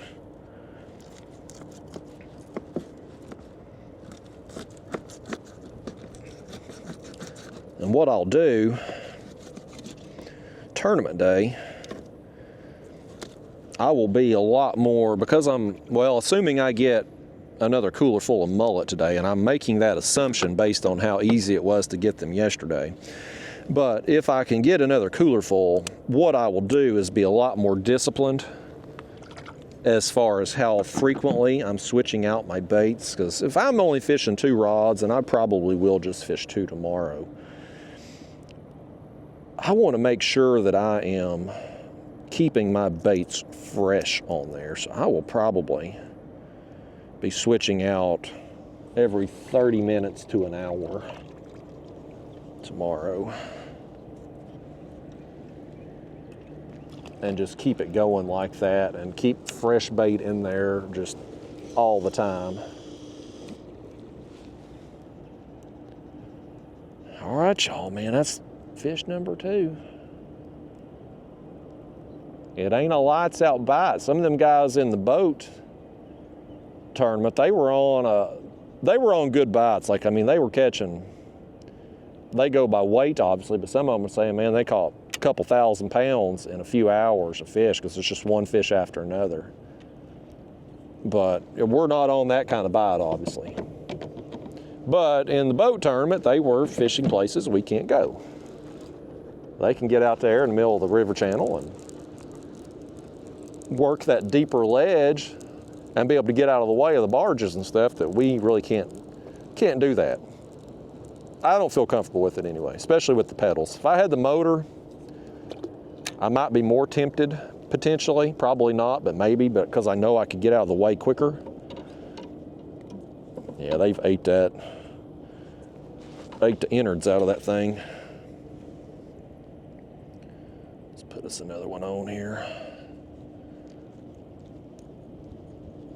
Y'all remind me today too before boy, that thing's hard as a daggone rock, man. Before I leave today, I got to remember to get some thumbnail pictures. Don't let me forget to do that. It's hard to post a video if you ain't got no thumbnail to put on there. I don't think thumbnails are super important, but it's nice to have one anyway.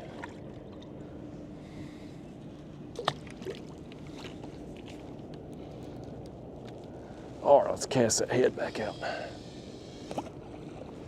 You know what's funny about that though? Speaking of video, y'all probably don't care about this stuff, but I find it comical. When I started doing these unedited videos, I wanted to title them something just super generic. So I went with, I didn't want to mislead anybody. I didn't want somebody clicking on a video like, man, I didn't realize this video was 4 hours long or 2 hours long or 6 hours, however the hell long it is. You know, so I wanted to have it clear and up front what the video was before they clicked on it. No confusion, none of it. Like, so I went with however many hours I'm filming, raw and uncut, whatever the fishing is. Kayak catfishing with mullet, ultralight fishing with gulp minnows, kayak carp fishing, whatever I'm doing.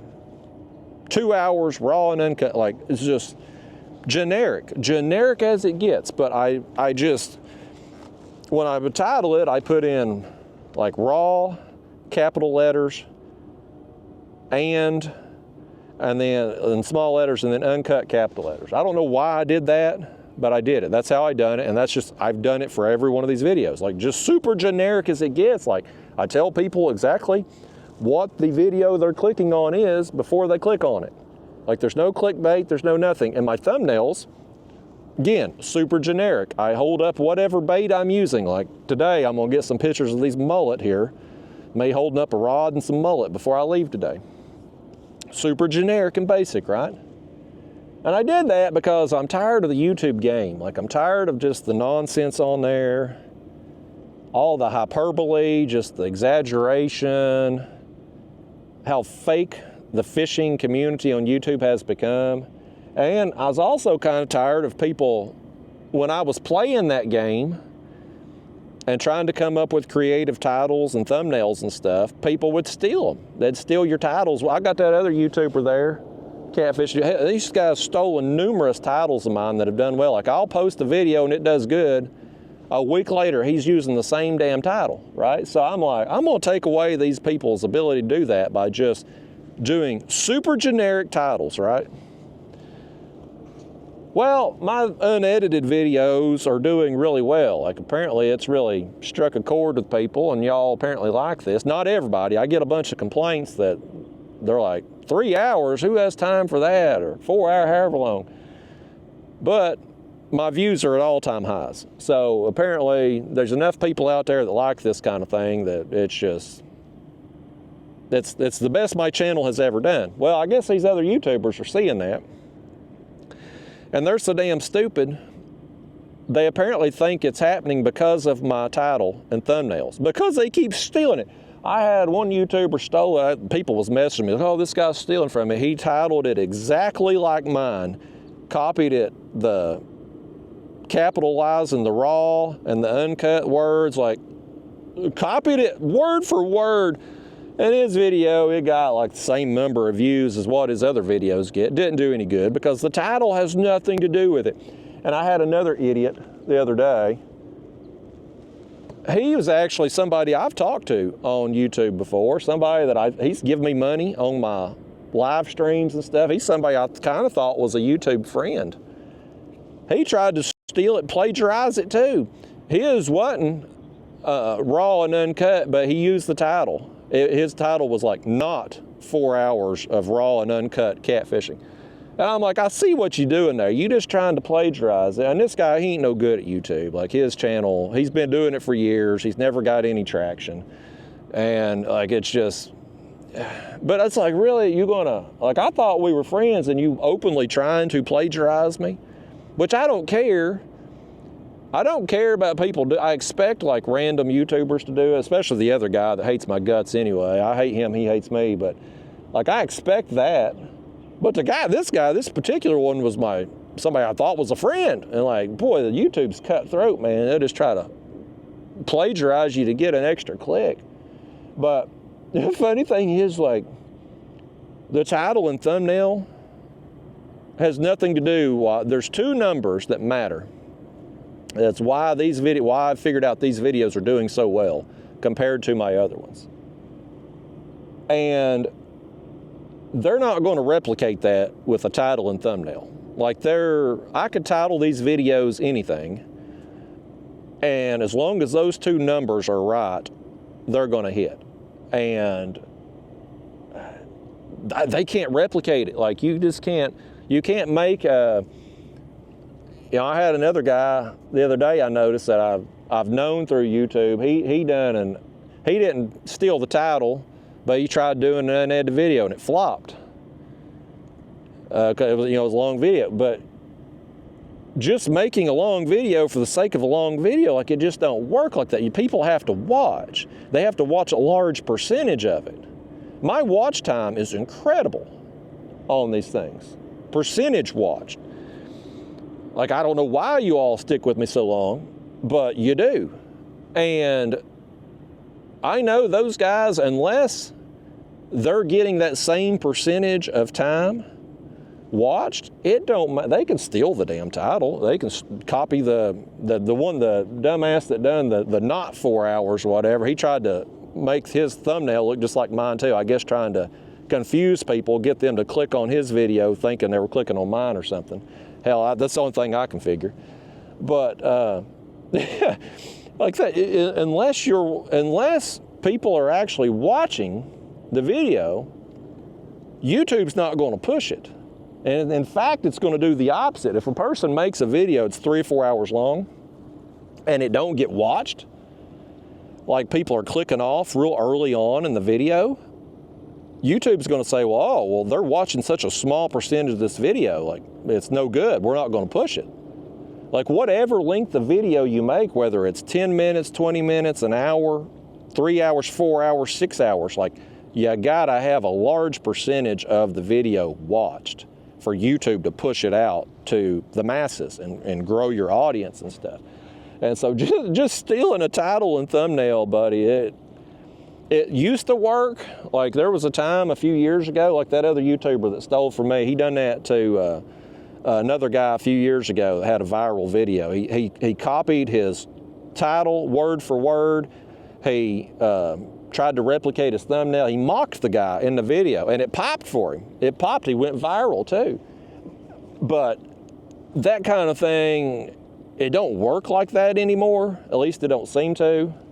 I think I call it the Mr. Beast effect really, because Mr. Beast was making all these viral videos and people were they were ripping him off. Like they would try to copy his thumbnails, copy his titles, and some of them was working. And I think YouTube's kind of gotten away from that. And so they're looking at those other two key numbers. I told you one of them there about percentage of watch time, but the other one I'll keep to myself because that's a trade secret, I guess, that I've kind of figured out on a little bit something with. At least it's working right now. Now the algorithm's constantly changing. What works today might not work 3 months from now. I've had to change numerous times throughout when I first started getting my videos pushed, it took a video 15 minutes or less to get pushed. Then I needed a video 30 to 45 minutes. Then YouTube was really pushing the live streams, and so those done well for me. That lasted a year or so. And then they started really pushing the shorts. So that's when I got my second channel going and kind of blew it up on there using the shorts aspect. Now they're looking at a couple different metrics, and as long as they keep looking at that, my channel's going to keep doing good regardless of what I title my videos.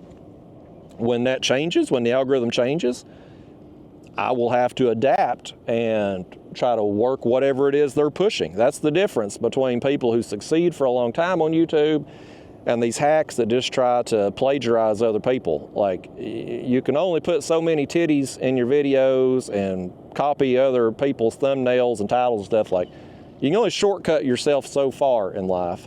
Eventually, you got to play the YouTube game and figure out how it works a little bit. And so I find it fun. I mean, honestly, I find it, the one guy who I was kind of I thought I was friends with, for him to just try to cut my throat like that and plagiarize me, I thought was kind of it pissed me off that he done it. Because again, I thought he's called me on the phone before, asking me, like, fishing down on Tennessee River and stuff, like where to go and whatnot when he's going on vacation with his wife down there and stuff. Now, like, I've told him places to go and talked about bait and stuff like that. And so for him to do it, I expect it from the other people, but from him, I was like, that's kind of a shitty thing to do. You know, if it don't work, like his video bombed, it didn't get crap for views, and it won't, because it ain't about the title, but let's say it had worked, and then everybody starts stealing a title or whatever, and it dilutes it down, and you don't, like, well, that would be taking money out of my pocket, right? Like, that would be hurting my channel. So a random person doing that, well, whatever, that's just business. But when it's somebody you think's a friend in the community, when they do it, it's like, yeah, that's kind of a crappy thing to do to a friend. So needless to say, that guy, when he calls next time wanting to know where to go fish at when he's going on vacation to my area, he get no information out of me. That's for damn sure. It'll save me some time. I hate talking on the phone or text messaging anyway, so it'll save me some time. But it's funny what people will do, man. Everybody's so damn desperate to get a click, and I was like, I just got to that point earlier in the year, like, I'm tired of doing that. I don't want to have to do that crap to get clicks. I was out of titles, man. I was like 900 videos on YouTube or some crap like that. Like, I'm out. I've come up with everything. I'm not a good creative person in that aspect anyway. So, like, there's no more clickbait titles I can think of. Like, I just don't want to do the game anymore. And ironically, when I stopped playing the games, when I started, really took my channel to a new level. But I just don't want to have to do that stuff, man. I don't want to have to steal from other YouTubers. I don't want to have to hire prostitutes or strippers to wear scantily clad outfits to get clicks. I don't want to have to go tie hooks to a Coke can or iPhone to try to do whatever gimmick video is going on at the time. I don't want to have to go trespass on one of these places and film myself getting kicked off the property to get some extra clicks so I can have a video title that says, "Fish caught, cops called," or some nonsense like that. I also can't stand these other YouTubers. Now the new thing now is they put a picture of their face on the thumbnail with some goofy look, and they'll say, "I quit," or "It's over," or "Can't believe this happened," or, some random kind of, it works because it's some kind of statement like, oh, is this person quitting YouTube? Maybe there's some drama or some story behind it, and they've got their sad face on their profile. So you click on it, and then it's something just completely, they're not quitting YouTube. They're trying to play the YouTube game. I know when I see it, when they put up there, "I quit," or "It's over." It has nothing to do with YouTube, because they're just trying to play the YouTube game and get some cheap clicks, is what it is. But I hate that stuff. I can't stand it. I don't want to do it. I'm going to ride this out, and when I can't be generic and get clicks anymore, like, I just quit, I guess. I'm too antisocial for social media. I just want to go fishing, man. If people want to come with me and watch, great, but I guess I am going to have to probably change my video title soon to something even more generic, since my generic title's getting stolen. It blows my mind that people are so dumb that they think that it only takes that title to get clicks.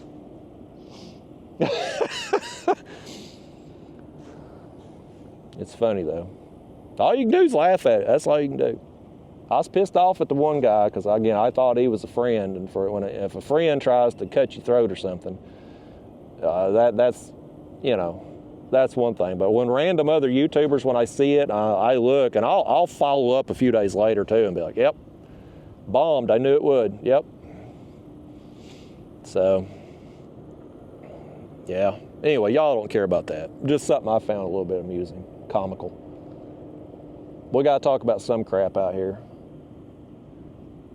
I'll tell you this, here's something else YouTube related, but kind of a side story some of y'all might enjoy. So I had a video recently. I can't remember which video it was. I talked about it. But anyway, it's come out. That video come out already. Because my video, they're usually a few, in addition to people stealing your video titles and thumbnails and stuff, they also steal your fishing spot. So I know if I catch a big fish on a spot back home and there's a background and behind me there, and I don't hide nothing from y'all, but I know the other YouTuber's gonna be there, right? So I try to keep my stuff on a delay so I can be done fishing with spot before I post it. Well, anyway, this video had come out and I told y'all a story about this woman who left me an essay in the comment box, and she was upset with me. I had made a comment about an ex-girlfriend of mine. I told a story how I'd seen her on Facebook. She had popped up on like people you may know or whatever, and she had all that lip filler done. Them injections make your lips look real big. And I mean, it looked like she was having an allergic reaction. Like she had went way overboard on the lip filler. Anyway, I got to talking about women doing that kind of crap and how just as a general rule, women kind of, as they age, appearance-wise, they kind of decline a little bit quicker than men do. I'm not speaking anything bad about women. I'm just dropping facts. It's not all women. Jennifer Aniston's like 60 years old, still looks amazing. But on average, it is what it is, right?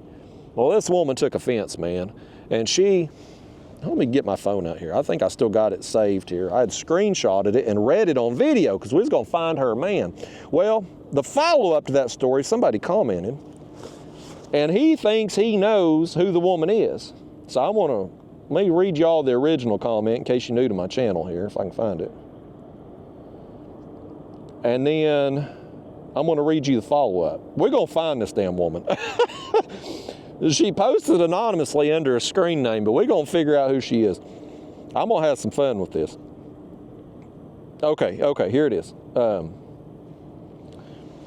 Okay, so this comment, I screenshotted on September 27th, apparently, so it's been a little while. Her name was Socio Scorpio, which I knew she's batshit crazy right off the bat, because anytime a woman tells you her sign, let me just give you some life advice here, fellas. Let me drop some knowledge on you, okay? If you're on a date with a woman, a lot of you fellas watching my channel, maybe you're a younger man, you're out there, you're on the prowl, buddy. You're trying to find you a woman. Maybe you're an older person on my channel. You've went through a divorce or something. Hold on, we got to fish first. We got a fish right here. I seen the kayak moving. Let me get caught up with him here. Oh, crap. Crap. Y'all lost another one. I was fumbling around there trying to get the dang, I don't know what went wrong with that. Dadgummit. He had pulled the dang kayak around though a little bit. But anyway, you fellas out there, if you're in the dating game, I don't care if you're a younger man or maybe you're an older guy and you're looking for your second or third wife and just kind of getting back into the dating game again. Let me tell you some life advice here. If you go out with a woman and she asks you, what's your sign? Meaning, astrological sign? Like, what is your horoscope? If you're on a date with a woman, I don't care if you took her out for coffee, if you're out at dinner, maybe you went out with her a few times, and hell, maybe you're back at her house and you're watching Netflix getting ready to chill or something. If she asks you, what's your sign? The correct answer is always, 100% of the time, the exit sign, because that's what you need to be looking for. You need to be looking for the closest exit, because that woman's crazy. And you may not realize it in that moment, but it's going to show itself real quick. If they're reading the horoscopes, if they're trying to find their man of the love of their life based on what month you was born versus the month they were born, that woman is crazy with a capital C, folks. Get the hell out. Look for the nearest exit and go, because it's going to be nothing but bad times for you. Well, anyway, this woman, let me pull it back up here. She leaves me this essay, and I know right away with her screen name, I don't know if socio means sociopath, but Scorpio, that's one of them horoscope signs. So I knew right away, like, this woman's crazy. But let me read you her original comment here again. So I work in a bait shop, and I'm forced to listen to you talking about how men age better than women, and that is absolute SHIT. I don't know what women you're around, but I'm 44 and get dudes in their 20s coming for me. Can you say the same? Because unless you're rich AF, I bet you can't. I'm single and looking around at men my age and just wonder why guys can't take care of yourselves like women can. This is just gross behavior on your part to sit and talk SHIT about older women. So she's upset, man. She's mad at me, some random guy on YouTube. I don't know why she's forced to watch me. Well, I don't know why she can't flip the channel, watch her soap operas or something. I don't know. But she's apparently tied to a chair, forced to watch me at that bait shop all day. And she says, I'm 44 and get dudes in their 20s coming for me. Like, that's some kind of achievement. Like, lady, I hate to tell you, but men in their 20s are in their biological prime. Like, their bodies, when you're a man in your 20s, like, your body is telling you, procreate. Like, that's what we are supposed to do, biologically speaking. We are supposed to spread our seed and populate the world. Like, that's what the human body does, right? Like, that's what we're programmed to do. So a man in their 20s, his body is saying, screw, screw, screw. So if you're a female with a pulse, you're going to get some attention from a 20-year-old man. Now, the fact you ain't getting attention from a man your own age, who's kind of out of his prime, who's maybe looking for something a little more serious, something to settle down with, that's the telling thing here. Getting a man in his 20s will put his pecker in anything that's female with a pulse. Like, that's, I mean, this woman's delusional, in addition to being crazy from the Scorpio astrological sign stuff.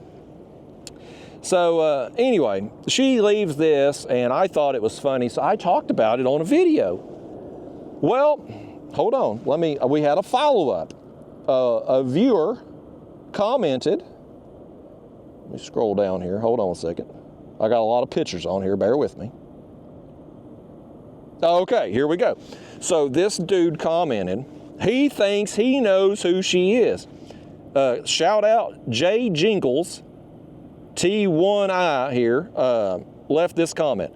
He says, and this was on the video that I talked about this woman. He says, OMFG exclamation, bro, I bet I know who she is and exactly what bait shop she works in. It's actually how I heard about you and your channel.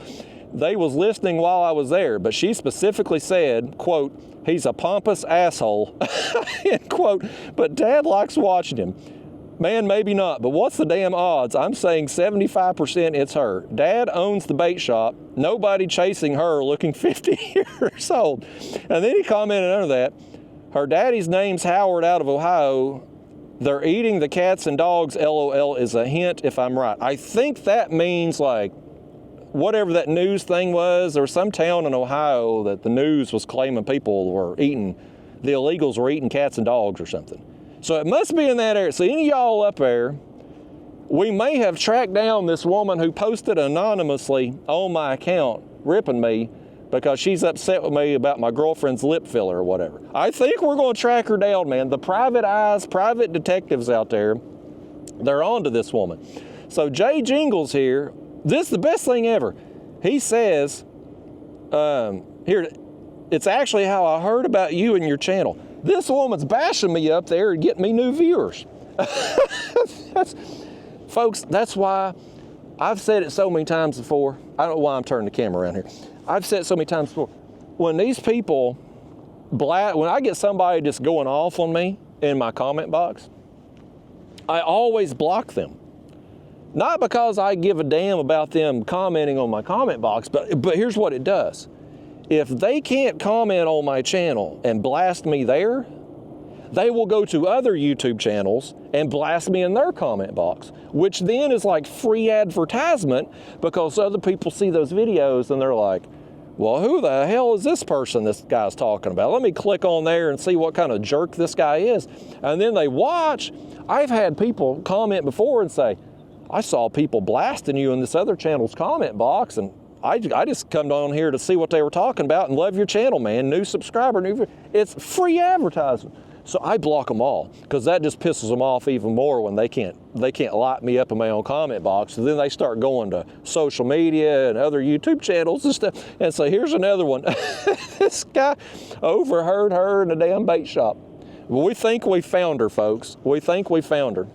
If I can find out who she is, I'm gonna try to make amends with her.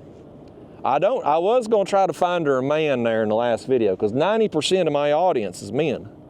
So if this video gets 100,000 views, that means 90,000 men are watching this video. Surely to goodness, one of you 90,000 out there is single and looking to mingle with a 44-year-old woman who thinks she's hot stuff because horny men in their 20s are trying to hit on her while they're in there getting them some minnows.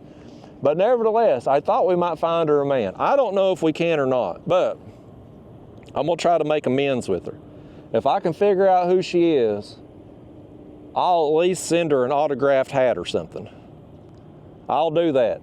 You know, if nothing else, maybe whoever owns the bait shop there she works at, since they got good taste in YouTube videos, by the way. If they got me playing in there all day, they got great taste in YouTube videos as this rod over here gets hit.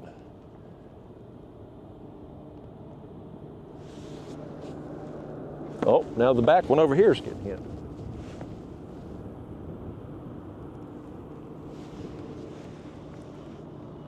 Well, two rods get hit and none of them committed. But yeah, whoever owns that bait shop, man, shout out to you for playing my videos all day. Excellent taste in YouTube channels. Your hired help there may not appreciate me, but I'm glad you do. But I'm gonna do something for this woman. She apparently 44 and single and can't get a man, can't keep a man. She needs to quit telling them her sign and quit asking their horoscope and stuff. That's, again, fellas, a woman asks you, what's your sign? Exit sign. That's the answer. Get the hell out. But if we can coach this woman up and tell her quit talking about the horoscopes when she's on a date with a man, we can find her a suitable gentleman, make an honest woman out of her, and I'm gonna try to do something nice for her and see if I can get her to not think I'm such a pompous asshole, as she called it. You gotta be careful, folks. I'm telling you, you think you posting anonymously. When you post something like that online, you hide behind the screen names and stuff, but in the world of the internet today, people find out, buddy. They'll find out who you are. All these athletes and celebrities and stuff, they got burner accounts. They all get outed in the end. The people eventually figure it out. So,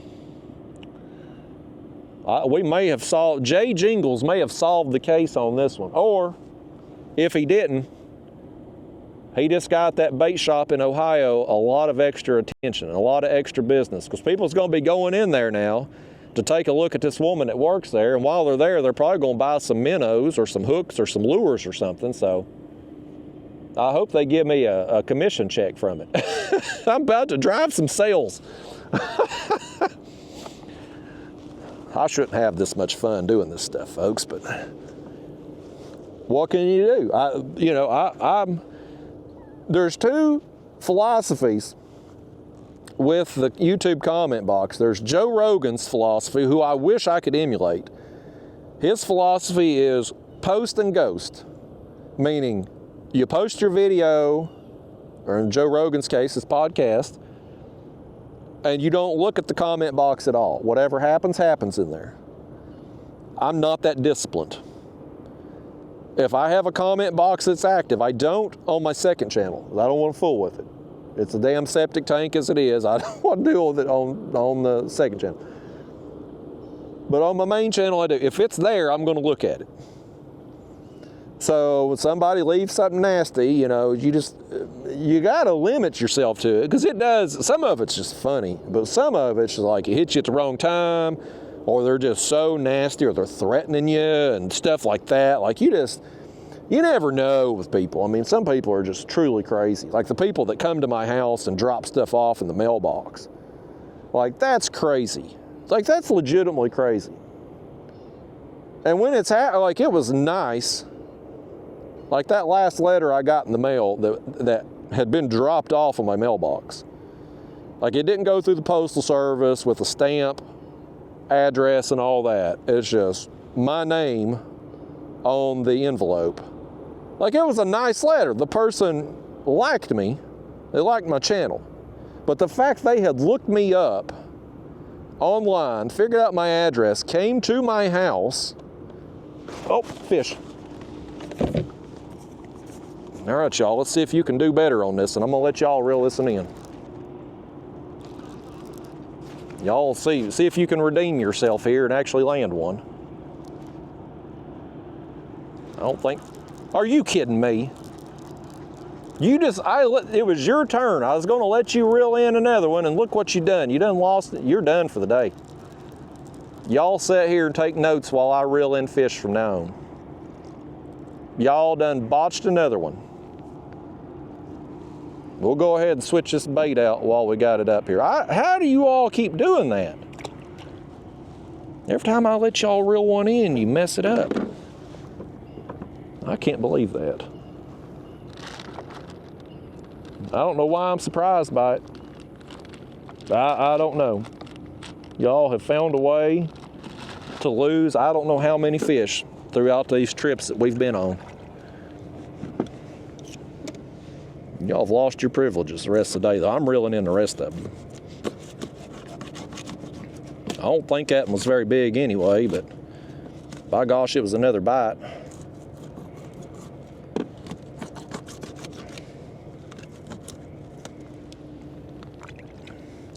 But yeah, man, even though the person liked me, the fact they had come to my house, looked me up, come to my house, that's like, there's boundaries in life, people. Like there's boundaries. Like that's just, you're crossing a line there. Now, thankfully, this wasn't a crazy person that hated me, but imagine if it's somebody, instead of somebody that likes me, somebody that hates me doing that. Like who knows what they do. And I had that one person one time threaten to burn down my house. Now they were probably they never done it, thankfully, at least not yet. So they were probably just talking, doing what people do, running their mouth, anonymous screen name and stuff. But it only takes one nut job to follow through. So you never know with people. But in certain situations, if you posting something anonymously, you think you're hid behind a screen name if you give out too much information. And this woman, she told us her age, she told us the type of place she's working. Like, she gave us information there. You give enough clues, somebody is going to solve the case. Old Perry Mason and Matlock, buddy, they didn't need too many clues to be able to figure out the culprit. So, Old Jay Jingles, he's a modern day Perry Mason, buddy. He's a detective. He's on the case. That woman's gonna ream him a new butthole when he goes back up in there to buy some more minnows, though. I wish, whoever this woman is, whether it's that woman or somebody else, I wish I could be a fly on the wall or somebody be filming her reaction when she's there at work. She's been over that minnow tank scooping up a scoop of minnows, and she hears my voice up there on the TV or whatever they're watching on there at the bait shop, and I start reading her comment. I bet I can only imagine the reaction of her. Oh, I swear, y'all. This is how I entertain myself, thinking about stuff like that.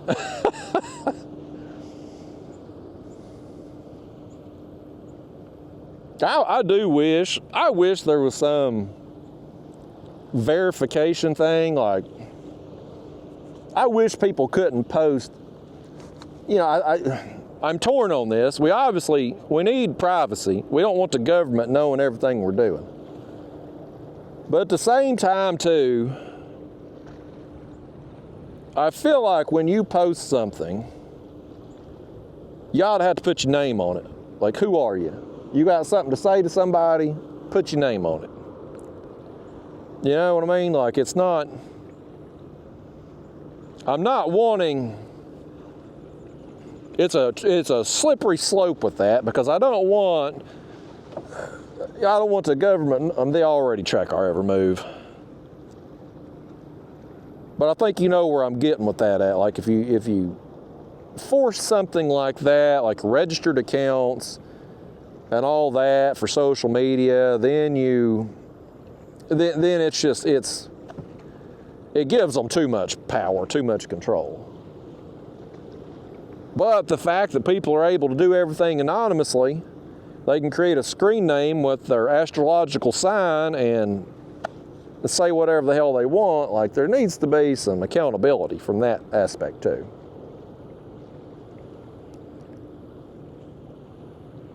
There's some middle ground there that could probably be had. But yeah, this woman's gonna be so mad. She's gonna be so pissed off. I'm gonna do something nice for her if I ever figure out who she is, though. I'm gonna try to get her to like me. Not like, I mean, she's obviously crazy. I ain't trying to date her or anything. I got a girlfriend, but like, I'm gonna try to make amends with her so she won't think I'm such a pompous asshole, as she called me.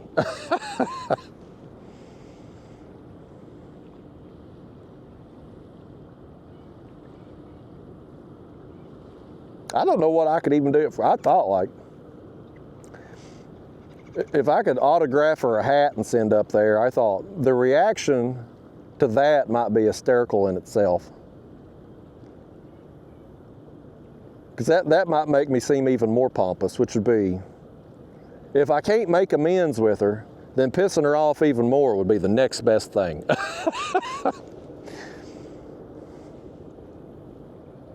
That bait shop, though, man, I increased their traffic. When this video comes out, their foot traffic in there, it's gonna go up 20%, I bet. Because I got a pretty big audience up there in Ohio.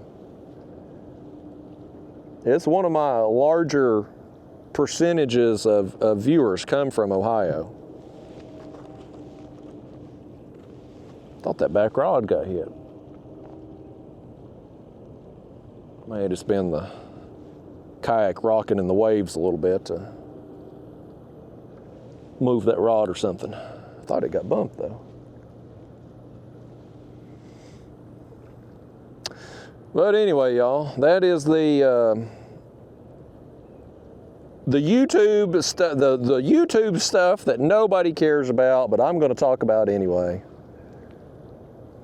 The pathetic people that are on YouTube and the women that need a man in the YouTube comment box.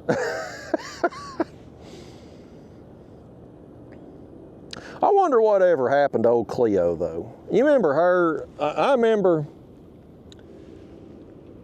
on the USA Network, you'd be watching wrestling, and the Cleo commercials would come on. $3.99 a minute.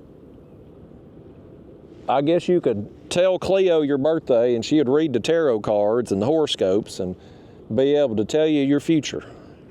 I wonder whatever happened to her. I was a kid. She's probably dead by now. And people read them damn horoscopes, though. They come out in the newspaper. Well, back when we had newspapers, they'd come out in them. And hell, I worked with a woman one time. She's crazy. But she'd read that. I mean, she lived by that horoscope. She'd come in to work talking about, well, my horoscope said such and such is going to happen tonight. We got to be on the lookout for it. And, you know, it's one of them things if... I'm trying to think how to word this. Like, there's coincidences and signs in life. Like, sometimes I think the universe will give me a sign that I should or shouldn't be doing something. Like, I think that's legit. But it could just also be gut instinct, intuition. But when it comes to some people, like sometimes when I feel like that's a sign that I should be or shouldn't be doing something, like it just happens. I'm not looking for it, it just happens. And I'm like, oh, okay, well maybe I should or shouldn't do this. But when you get these people that are actively looking for a sign from God, or a sign from the universe, or they're reading their horoscopes and it says, well, something vague, of course, such and such good fortune is going to happen to you today, blah, blah, blah, blah, blah. Like, if you go looking for something, you're going to find it. Like, you can find meaning or clues to life or whatever you want to call it. You can find, just look around you. If you look hard enough at something, you can invent whatever it is that you think you're looking for.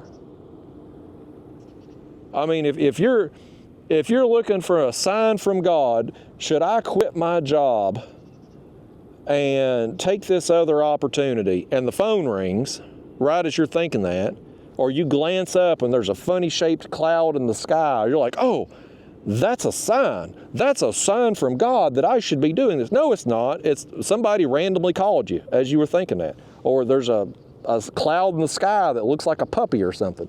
It's just random. But if you're looking for the sign and you see something, or a phone rings, or something, your walls pop, your floors pop at random in your floor, you're like, oh, that's a sign. No, it's not. It's just something random. But yeah, I think you get what I'm trying to say here.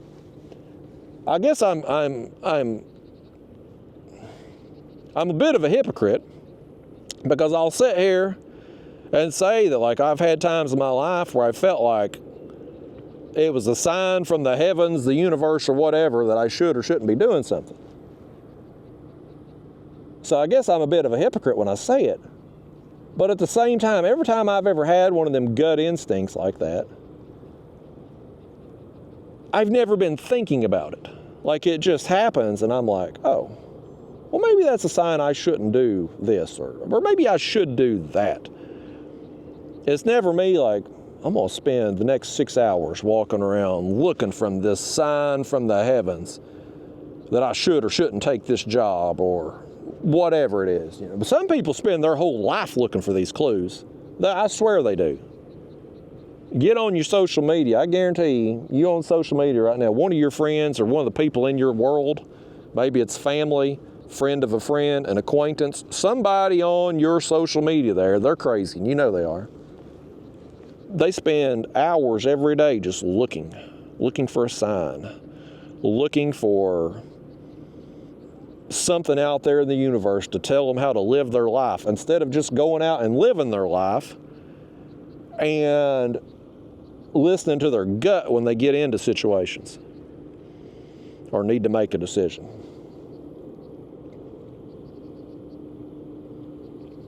Some people believe that life is predetermined.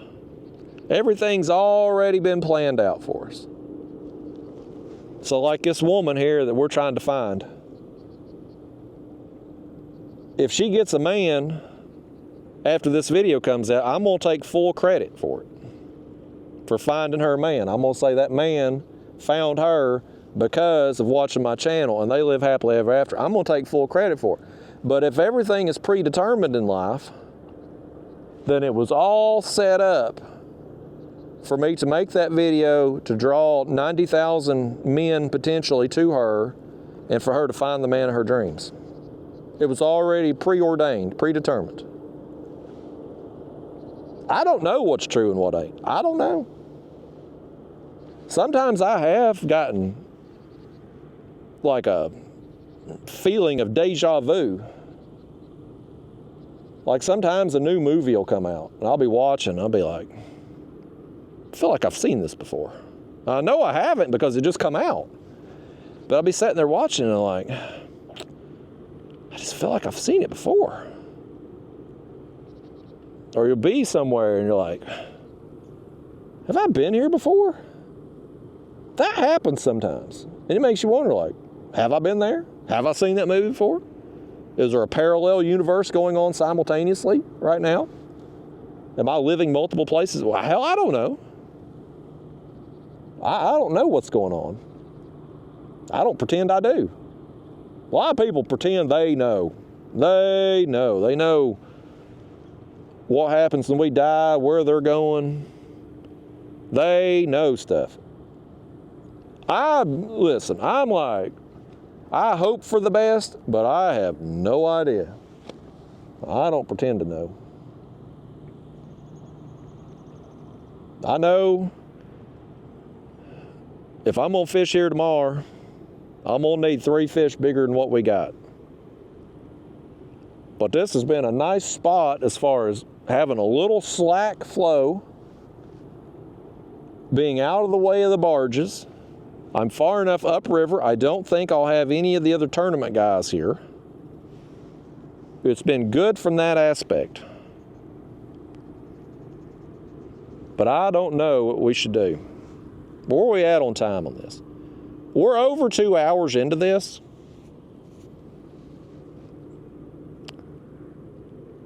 I kind of want to pull up anchor and go drift. If we're figuring on a fish an hour on this spot, which is kind of where we're at now. Well, I mean, you all botched your 2 fish that you was trying to reel in. So technically we're averaging about a bite every 30 minutes, but I'm the only one that can land a fish here in this party we got going on. But so if you do a fish an hour, 8 hours, it'd be like 8 fish. I mean, the 2 fish we caught weren't bad. Those are quality fish. I just don't know that they're going to be what I need come tournament day. I think you're going to have some trophy-sized fish, man. I think that's what it's going to take.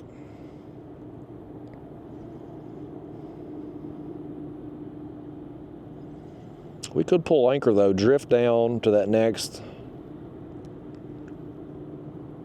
spillway or discharge. They got water coming out over here at various places. I don't know what those places are. I guess it's something for these factory buildings. Maybe they bring water in from the river to like cool off their machinery or something and then send it back out. I'm not a mechanical or industrial engineer.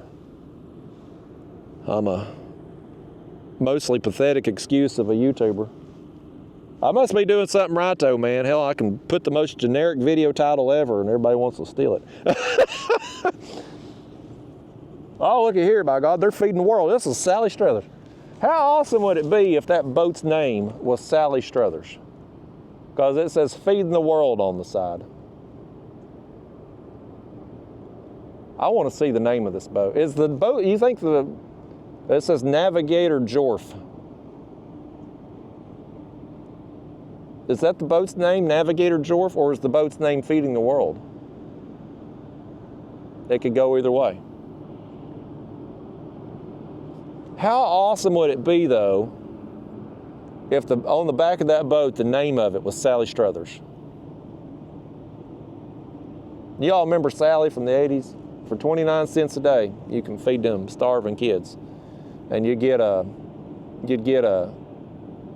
postcard in the mail from them and everything. They'd be your pen pal for 29 cents a day. I want to see the back of this boat. That's a big boat. See, we couldn't be out there in the kayak in the middle of the river. If you had an outboard, you could fire up real quick and get out of the way, you could do it, but we couldn't do it. No, the back of that boat says Navigator Jorf. Dang. That's a missed opportunity. Whoever named that boat, that's a missed opportunity right there. Should have been the Sally Struthers. Let's get out of here, y'all. Let's reel in these other lines. Let's me and you go for a drift. See what we want to do today. See what we want to do for tomorrow, I should say. I know what I'm gonna do today. I'm gonna fish my way back down to the car. And then this afternoon, I'm gonna go get us some more mullet. And then I'm gonna do the tournament check-in this afternoon, get my board checked, hang out with the guys, get a good night's sleep, get up bright and early. Hopefully y'all will be out here on time for the tournament, because let me get this other back one first. Because y'all show up late tomorrow, I'm leaving without you. Now I do, on tomorrow, we got to get a video tomorrow, an edited video. 8-hour tournament day, I ain't filming unedited. I can't talk for 8 hours. I can get through 4 or 5 hours of talking, but 8 hours, I can't talk that long. And at some point in the day, I'm gonna have to pee, and I don't wanna be peeing on camera, because that woman up there at the bait shop, buddy, if she's seen that, she'd be 90,000 men potentially gonna have a chance at dating her to see this video. If she saw me like that, she'd be ruined for any other man. So I don't wanna do that to you fellas. So I don't want to be peeing on video, unedited video. And I can't go 8 hours without peeing. But on that edited video, Daphne the dog got a bicycle a while back. I was supposed to throw that clip on with the Alabama tournament video in September, but obviously I didn't go, so I am behind on posting that. The bicycle company's probably pissed off at me, but what can they do? Just is what it is. So we gotta get some fish tomorrow. No matter how we do in the tournament, we gotta get some fish so we can make a video and throw that bicycle segment on there. Spoiler alert, Daphne won the race again. She's undefeated. That dog, I swear, she's fast as lightning. I talked to my mom last night. She said, Daphne has been a perfect angel down there at their house. So I may get Daphne possibly a new toy when I get home. If she's been good, she may get her a new stuffed baby. She loves that dog. I swear, y'all, my last dog, Roscoe, he was all about some food, man. Like, if you got him some food, it didn't matter what it was. You could get him a bite of whatever you were eating, get him a hamburger, some chicken nuggets, whatever. Like, he wouldn't even taste them. He would swallow it whole because he was so into it.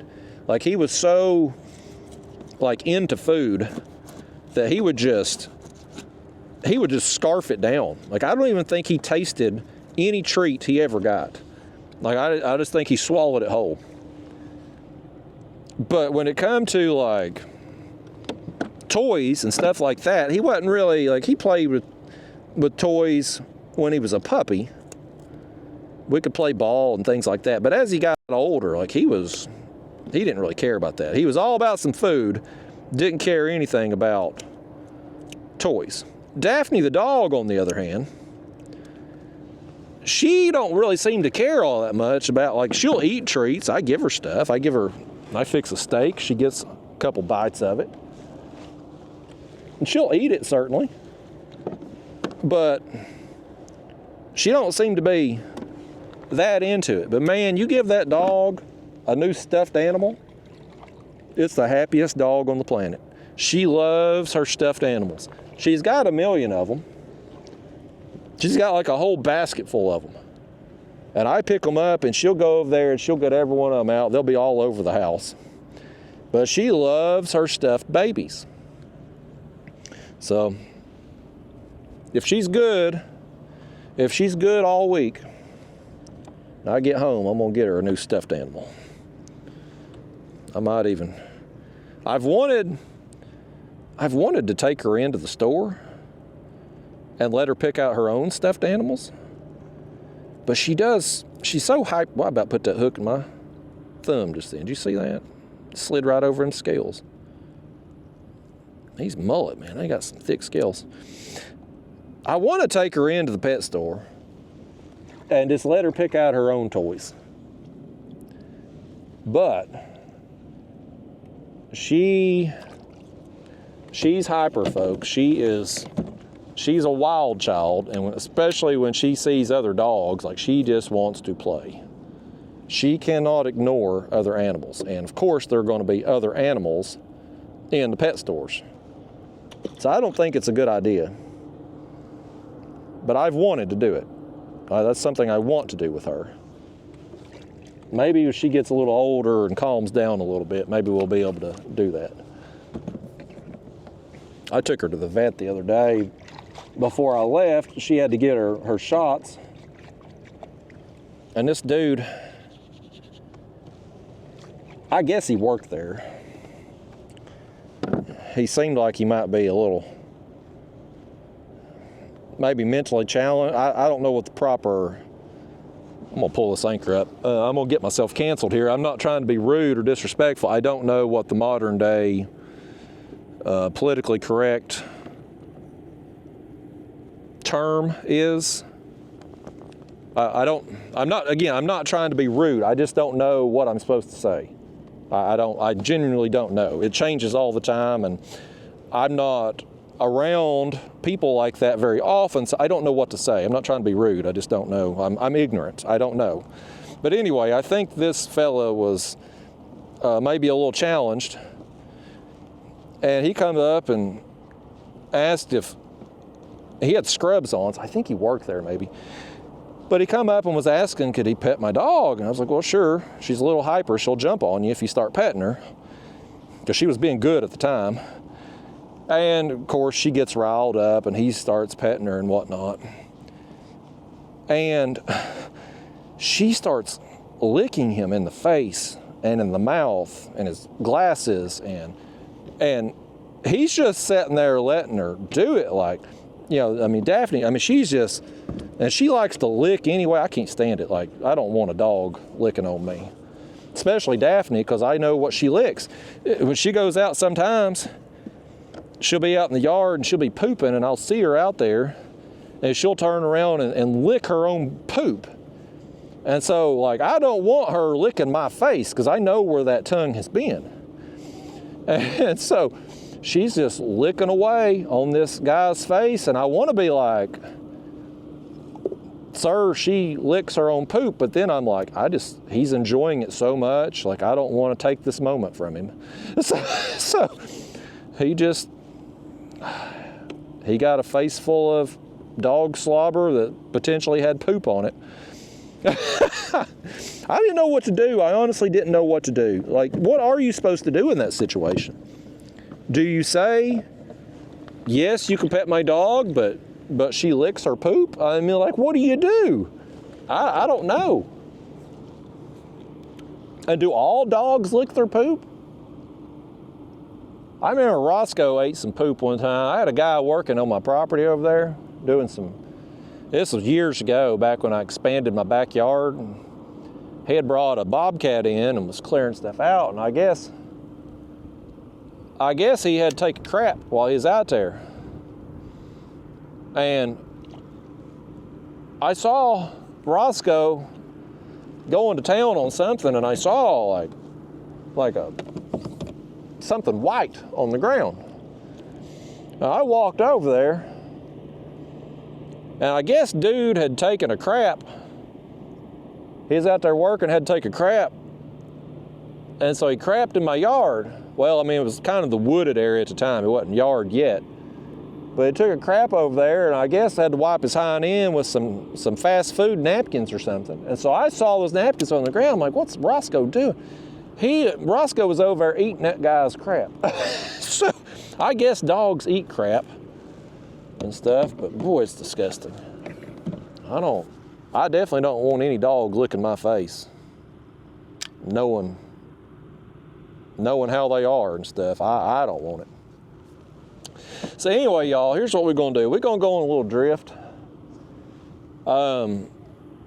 Normally, you see me go drifting, what I like to do is work the contours, right? I wanna work the edge of the channel. I wanna get on a brake line and work it.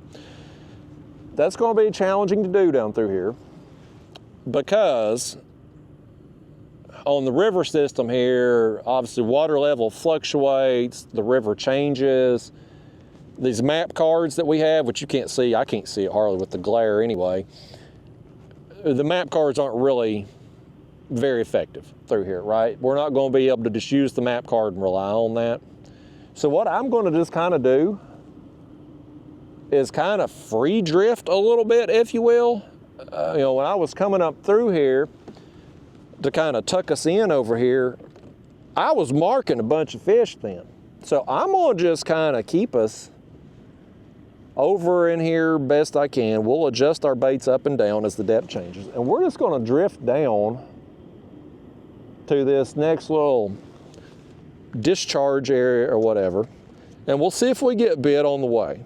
We'll see if these fish are hitting an actively moving bait at all, and go from there. I don't like drifting like this back home because I want to work the brake lines and stuff, but you know, out here in this situation, I'm not going to get us over farther in the channel. We're just going to kind of work through here and see what happens.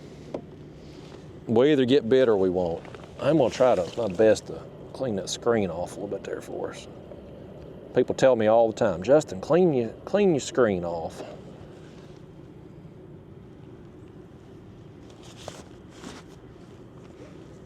Ain't much to see on them screens anyway, unless you got a live scope, which I didn't bring a live. My live scope's on my other kayak, but I wouldn't have cared anything about it down here anyhow. Mainly wanted to have a graph on here. I just got this basic one on this kayak just for speed. Like if you're drifting, what's the current speed? And this situation up here where that point kind of comes out a little bit, you can kind of see, you can get over here to the left and see the current flow. And then you get over here kind of behind it and you're like, oh, okay, well this is significantly less flow over here. And so you can kind of know there's a current break there. And you can't really see it on video, probably not. But like you get up there, you can see where that line is. So we're just gonna drift our way down through here and see what happens.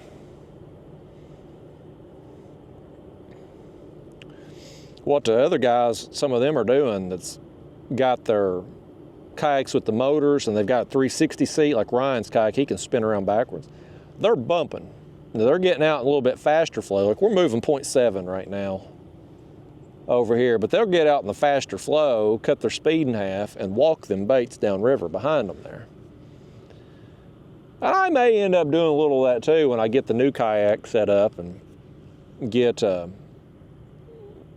option of spinning around backwards in the seat. This kayak here, I can't do that. In theory, I could pedal backwards to slow us down as we drift down, but I wouldn't be able to keep us facing that way while working the rod down. Like it would be a challenge to do so. I'm gonna work us over a little bit further to the right. I was seeing all them fish a little bit shallower than that when we're quickly going off to 70 feet here. Seeing them fish up a little farther than that. I think maybe between the wind and the current, it's kind of pushing us out a little bit. We're kind of, where we're at here is kind of on the inside of a bend. But you know me, I normally like to do outside bends when I'm fishing, but my launch is on this side of the river, and I wanted to check this out. I don't think this spot is horrible. I mean, we didn't get action down here. Definitely didn't get action like the guys in the boat tournament was getting, where it's one fish after another. But considering the fact we got bit, the quality that we got was okay. And I mean,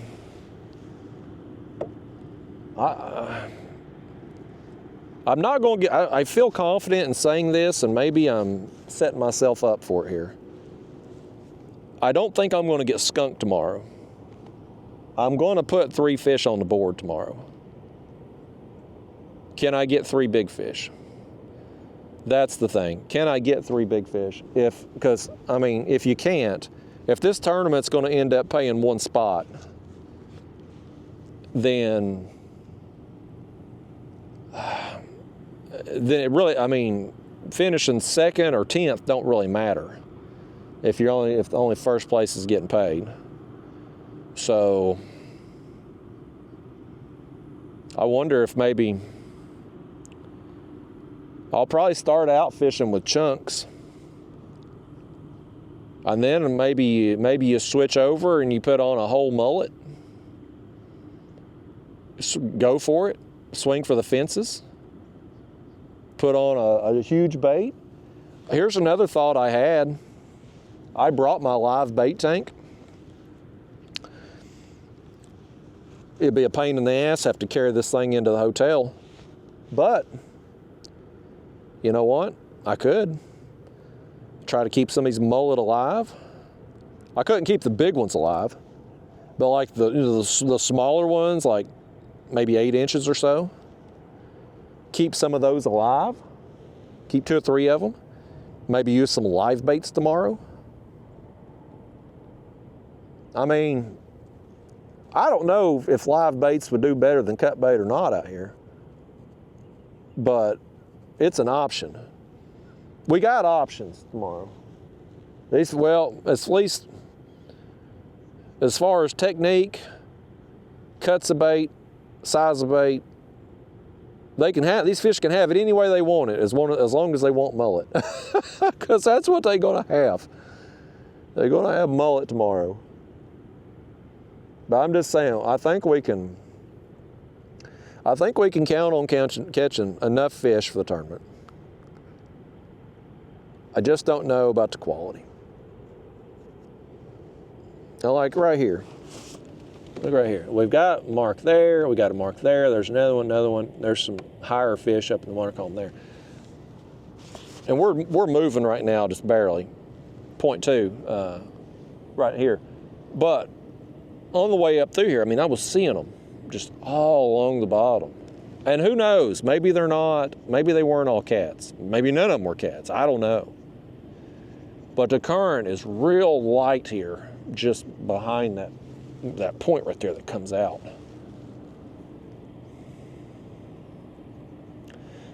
And if I understand correctly, and this is not my wheelhouse here, so don't eviscerate me too badly in the comment box, because I don't know.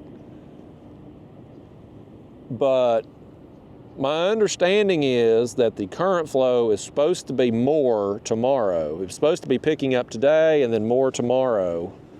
Something to do with the tidal stuff, that Hurricane Milton was in the Gulf. It went over to Florida, and some of the water was coming partially this way, I guess from the winds and whatnot, and pushing up. And so I don't understand how all that works. I don't know. That's not my area. I'm not a saltwater fisherman. I enjoy saltwater fishing, but I don't have a clue when it comes to tidal stuff. I clearly don't fish tidal situations back home, so I've never took the time to study it and learn it. But what I was told, the water level would be higher, and it's up today from what it was, 'cause I know at the launch there, I could tell it was up higher than what it was today than what it was on Tuesday when me and Ryan fished, and it's supposed to be higher tomorrow. So water is coming up, but I don't know. I mean, water's coming down, obviously, but if water's coming in this way, does it raise the water up? Because this water's pushing against this water, and so I don't know. I should quit talking about it, because I'm going to make you all dumber as I make myself sound dumb for not knowing. I got to get me a swig here too, folks. Bear with me a second here. I try not to eat or drink on these videos, but it's hot and I'm thirsty. It had started to cool down a little bit back home before I left, but it's hot down here. And there ain't a cloud in the sky. It's a bluebird sky kind of day, so that sun's beating down.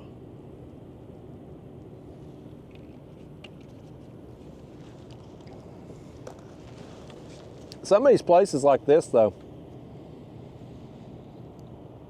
and you know, there's a lot of people down here. We've seen, like, you're taking a kayak on the Mississippi River, you're crazy. Let's say you just wanted to fish off the bank, though. You could put in at this ramp down here, and there's people fish off that ramp. Tuesday, there was like 4 people down there fishing off that ramp, or fishing by it, off the bank right there. So it's obviously a place where people go to bank fish. But if you do that, well, you're around people. Like, you're going to have people all up on you, and you're going to be all up on them. You get in a kayak, put in at that ramp, even if it's just a paddle kayak, you could go a mile upriver, access these bank spots here, and you'd have a place to yourself, like this sandy area over here. You see that? Like, that's your own private beach, man. Now, I doubt you could get to that going through the woods. Like, I doubt that. Like, you could try coming down from the walkway up there it's probably barricaded off or something, but you'd have to hike along. What I'm getting at, you'd have to hike a long way through all them trees and everything. It would be a pain to do, especially carrying all your gear. But you put in there, it's a boat ramp, put your gear in the kayak, come up here, pull your kayak up on the shore. Man, you could have your own little private area there, private little fishing area. And then this distance is so close to the bank, you could use your kayak, even if you couldn't cast that far, you could use your kayak, come out here, drop baits off this ledge and paddle back and go over there and set up on the bank. So, kayak gives you some options. Even if you don't want to kayak fish out here, even if you're not comfortable with it. But I don't feel unsafe at all. Where we're at here, clearly we're safe from catching any fish too. We don't have to worry about them pulling us in. But like this barge here going up, that's a massive barge. That thing's got 5 barge lengths wide and 6 barge lengths long. That is huge. But we're going to be perfectly fine over here. I wouldn't want to be out there in front of it getting run over, but I ain't going to be out there in front of it getting run over. Catfish ain't like a shark that's just going to take you and tow you around. Like a catfish just ain't going to do that. You can battle that catfish in place here. So it's just it's like seeing a bird. Back home, it's just something else moving on the river. But I'll tell you this, you give me the option of barge traffic or houseboat, wakeboarders, I'll take the barges. I'll take it, man.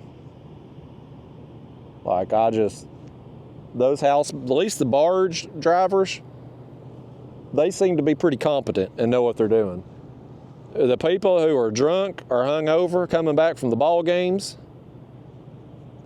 they just out there just 3 sheets to the wind, throttle down, buddy, just having at it. You never know about those people. I mean, hell, there's been people that have run over buoys out on the river, like the big metal buoys. Every year, these buoys out there gets run over. They get hit from drunken boaters or people not paying attention. They're way more likely to run you over than a barge driver. This one does have some pretty good weight. Look at the back of that thing, man. It is kicking up some water there. We'll have bigger waves with this one for sure, but we'll be fine.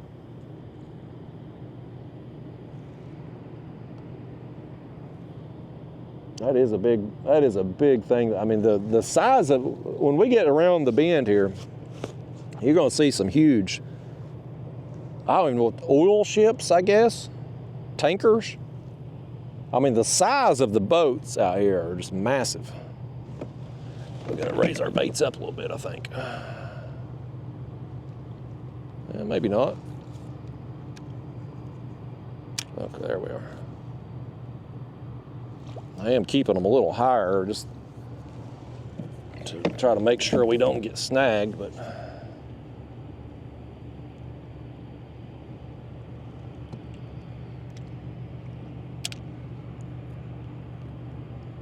not my best drifting performance today for sure, but this area here ain't really probably where I will be drifting if I end up drifting on tomorrow tournament day. I will probably be down around the bend here in a little bit more faster flow.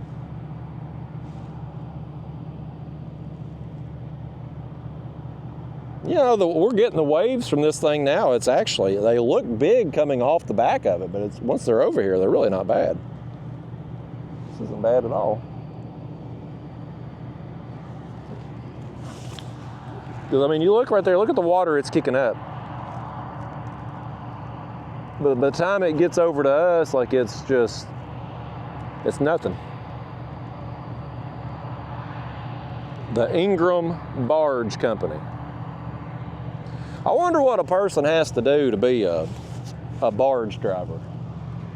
I wonder what kind of schooling I mean, they're not giving that job to just anybody.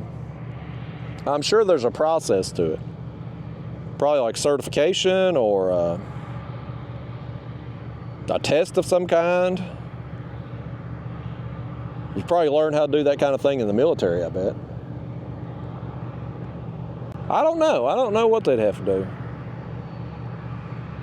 There's got to be a training process. I mean, you ain't learning how to drive something that massive up the river, out of the ocean and up a river without some training. And it's probably going to take you a while to learn how to do that too.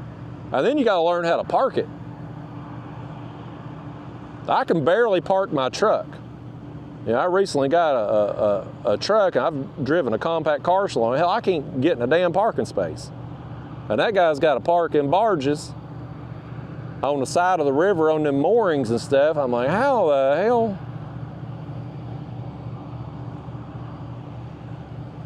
It's impressive. I don't know how much they get paid, but they're worth every penny. You get that kind of specialized training, you're valuable. It is going to push us up a little bit here. A little bit closer to shore. We'll just go with it and raise our baits up.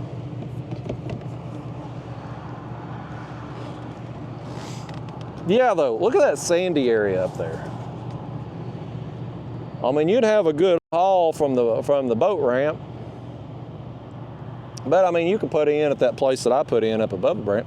But just come right up here, pull your kayak up on the shore, cast you some baits out. You got your own private spot right there. I mean, that's pretty cool. And you can find all, I mean, down here, you ain't gonna have a lot of places to launch that kayak. But I mean, most rivers that have some access, you're gonna be able to find all kinds of places like that. So even if you ain't into kayak fishing, if you just like fishing on the bank, a kayak can allow you to access all them places and get you more bank spots. And to each their own. I mean, I love kayak fishing, but it ain't for everybody. Like, it ain't. Some people just, they don't have the balance, I guess. They feel uncomfortable, uneasy. I think you get used to that if you give it a shot, especially if you get a more stable kayak. But some people don't like the cramped space. It's more difficult, I think, not so much somebody going from the bank to a kayak. I think it's more difficult for somebody going from a boat to a kayak, because they're used to being able to go 50, 60 miles an hour spot to spot, or having unlimited space for bait and live wells and all their gear, and being able to fish 10 or 12 rods easily and all that stuff. And so when you shrink all that down, they can certainly feel a little cramped. More so than somebody that's going from a bank and hasn't maybe had the experience in the boat.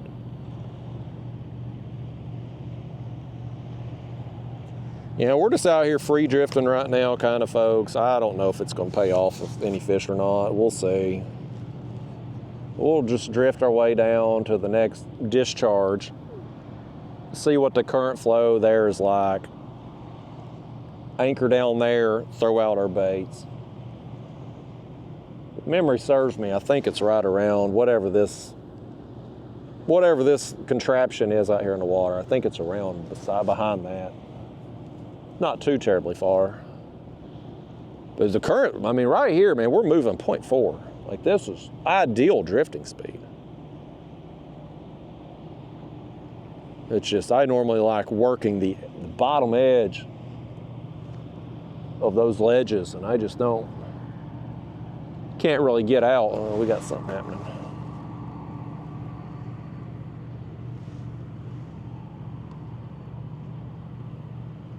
Something was after our head bait right there. Whatever's after, I don't think he can eat that thing. That's another fish for y'all to lose. He'll take down the rod here in a second.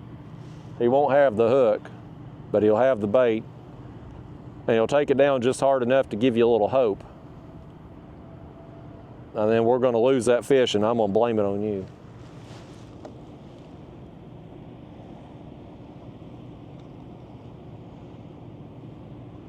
Just quit now.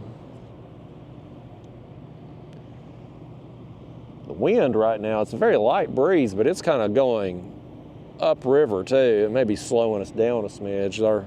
That line is kind of coming up under us, and that one's kind of going out. I wonder if we shouldn't maybe turn into the wind here a little bit and at least maintain pace with the current.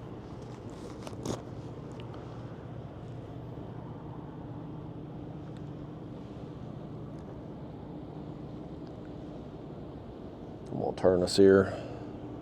I mean, we're on that ledge comes up quick. We went from 60 to 55 like that as I'm spinning us out here. I'll get us back out this way. We'll go along the side of this thing. Those fish coming up through here, though, I was marking, was about 50 feet deep. So, I mean, I don't know if they're still there or gone, moved deeper, shallower, or whatever. But, I mean, I wasn't pedaling. I wasn't following any contour coming up through here. I was just coming up. I was going to work my way back down today, but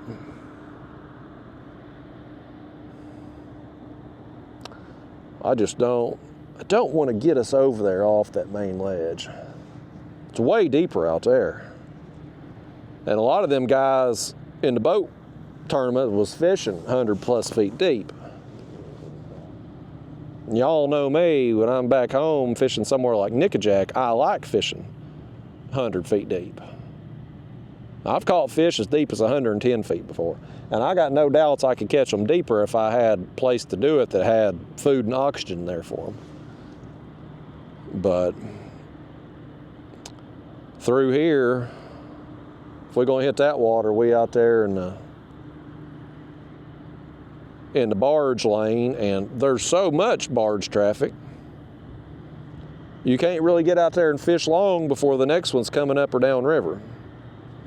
So from an efficiency standpoint, I feel like if we were having to, we run out there, find the brake line, drop baits down, and then we got to reel up and come back over, get out of their way, and then go back. I feel like it's inefficient again. Of course, fishing where there ain't no fish isn't very efficient either, so that's a strong argument to make too.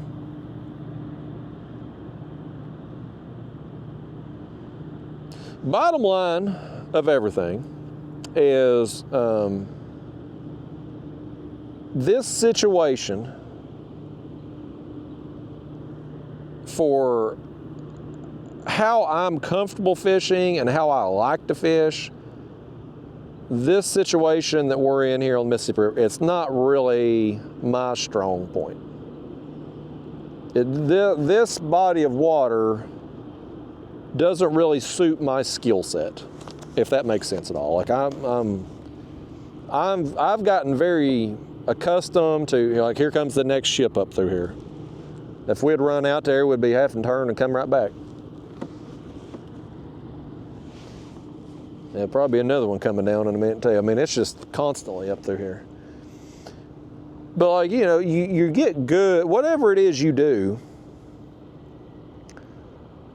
and this is true of anything in life, not necessarily fishing, but whatever it is that you do it the most of,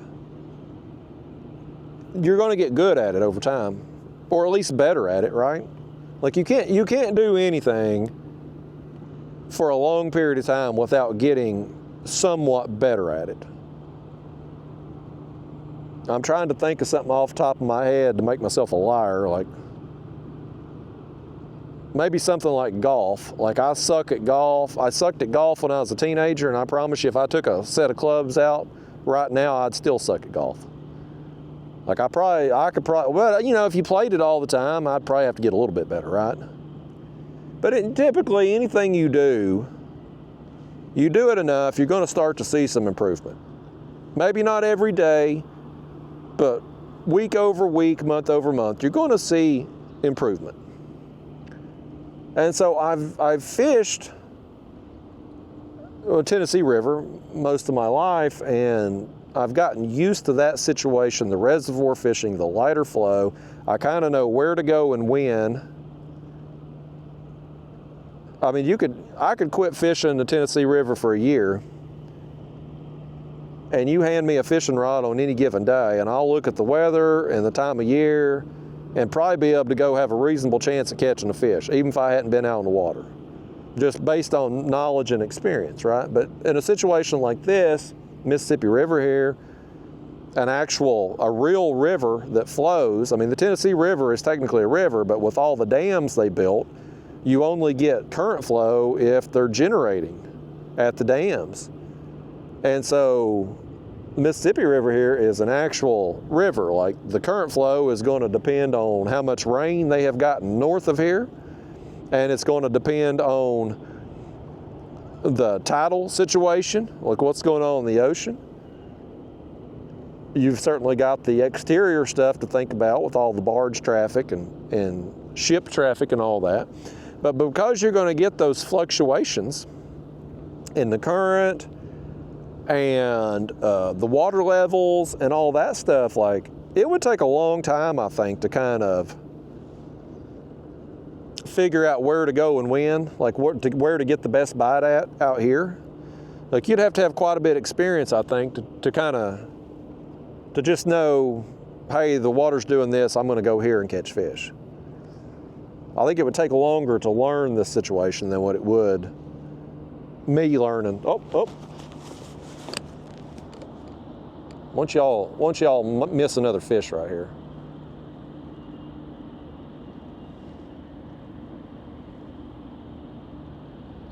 Did he drop it? Yeah, he dropped it. We didn't want that in no way.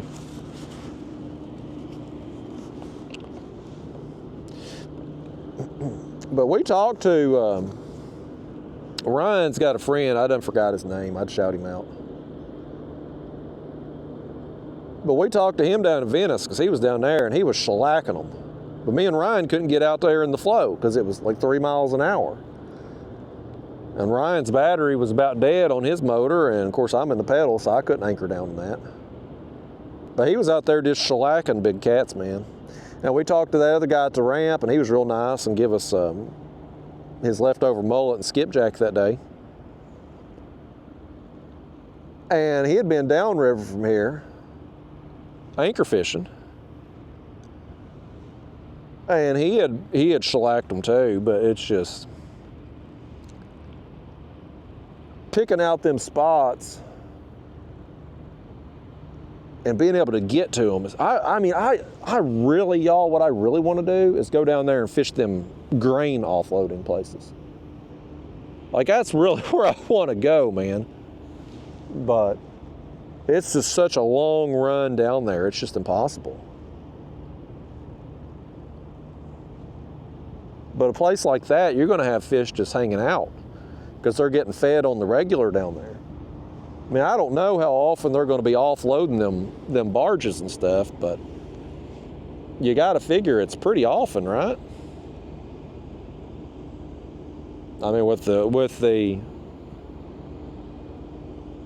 all the activity that's going on down through here, like, I would think it's happening pretty regularly. I don't know what their schedule is, but it's got to be enough to keep them fish there. We got to reel these. Boy, I'm talking, y'all, I ain't paying attention to this depth here.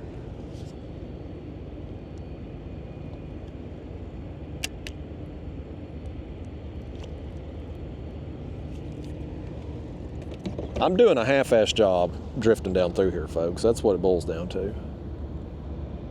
I'm doing a half-ass job. You know what I'm going to have to do tomorrow, actually? I'm going to have to anchor tomorrow because here's what's going to happen.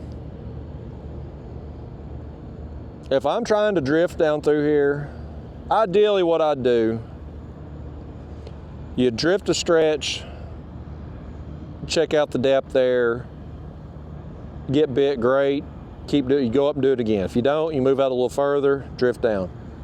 Keep incrementally making your way down.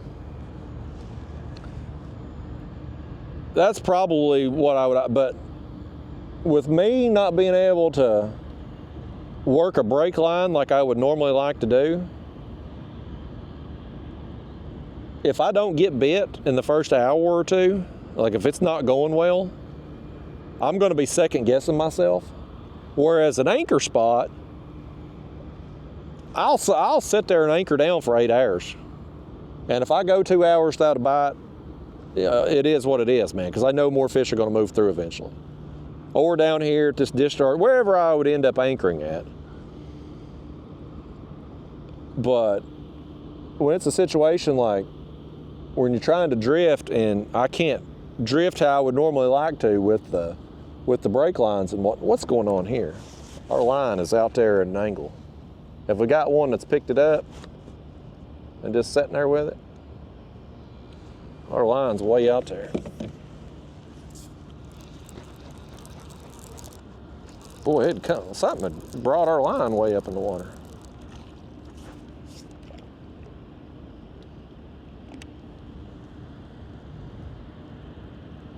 I should be, when we started drifting, I should have used the other rods with the stingers. That's what I should have done. That might have got us some extra fish down through here potentially. Them smaller fish, but we need the big ones is what we need, folks. We need some monsters. And we about to anchor down again right up here, so.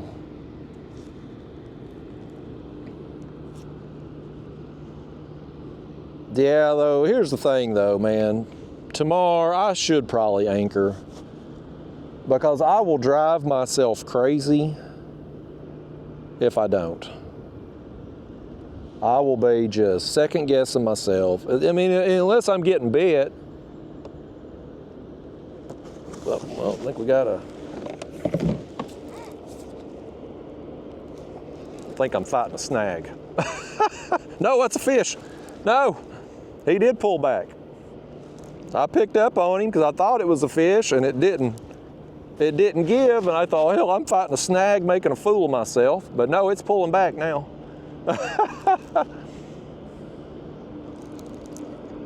All right. Well, we got one here on the drift anyway, if y'all don't lose it.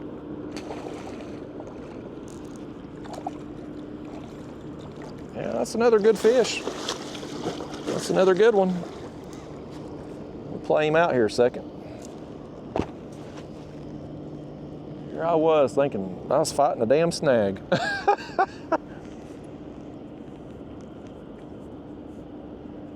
I mean, there's so many fish here on Mississippi River, you could free drift and have a reasonable expectation of catching fish. It's just, you know me, I like to work the edges of the channel. That's what I'm comfortable with. And if I can't do that, then I'm going to second guess myself. And I don't want to spend 8 hours of the tournament day second guessing myself. But, you know what? We've caught fish both ways now.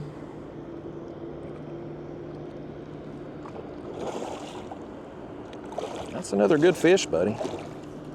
I'm gonna play him out. This one's on the head. We finally got the head bait eating.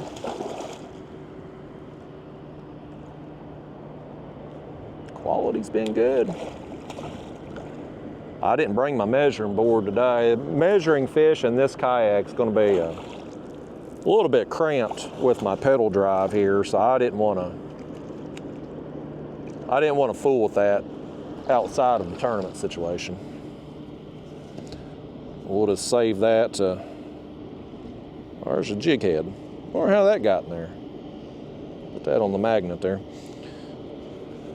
Well, I just saved the measuring fish for tournament day exclusively. Why don't y'all land this fish over here now that I got him reeled in for you? See, if I'd let y'all reel that fish in, you'd have lost him. Or you'd have cut the line thinking you was actually in a snag. That's how y'all are. That is another fat fish, man. All these fish have got weight on them. None of them have been particularly long for their weight. Like, they seem to be kind of shorter fish for their weight, but like they're all, I mean, they're girthy for a better word. Come on in. Nice, buddy. Nice fish right there. Okay. On the head. Mullet head for the win, y'all. There it is. Nice blue cat, fat thing. If we were in a tournament today, that's our 3 fish limit right there. It's probably, I don't know what these would go. I mean, I would say that fish is probably shy of 40 inches, probably, I don't know, 37, 38 inch range probably. Assuming they've all been in that, I mean, we're probably short of 120 inches. I would think to win, and this is just me guesstimating here, well, I would think it's probably going to take 3 fish that got you somewhere between 125 and 130 inches to win. If you put up 130 inches, I think you got a realistic expectation of winning the tournament. And the 3 fish we got, nice fish, great quality fish. I'm happy to get fish like that anytime. It's not going to get it done for us on tournament day, I don't believe. But I'm still happy to catch him, and I would like to catch some more. So we're going to take our next head here that I already got cut.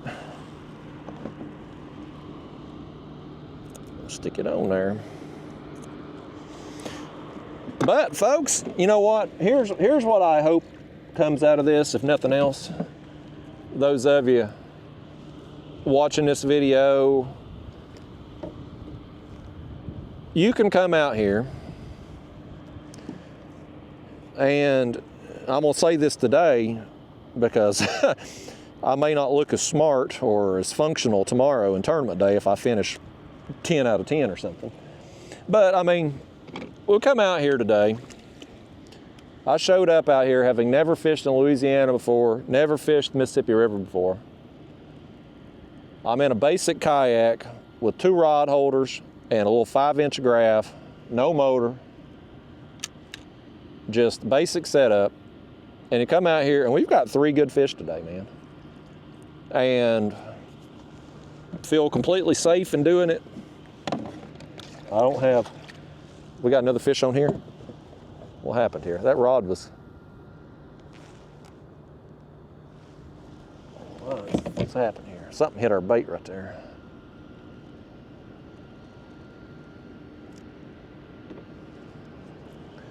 Something had hit our line right there and swam off with it. But, you know, I mean, you don't have to have, all these guys I'm gonna be fishing against tomorrow, they're all out here, they're all gonna be out there with thousands of dollars of gear on their kayak, between their motors, their batteries, their rod racks, 10 rods, all this, that, and the other. This is just another prime example of you don't need all that stuff. It's nice to have, and you definitely, if you got all that stuff, I mean, aside from the hassle of getting on the water down here, because even that ramp, if you got a kayak like that, you got to have a ramp if it's that heavy. But that ramp down there, it's awful. It is absolutely awful. It looks like an earthquake hit it.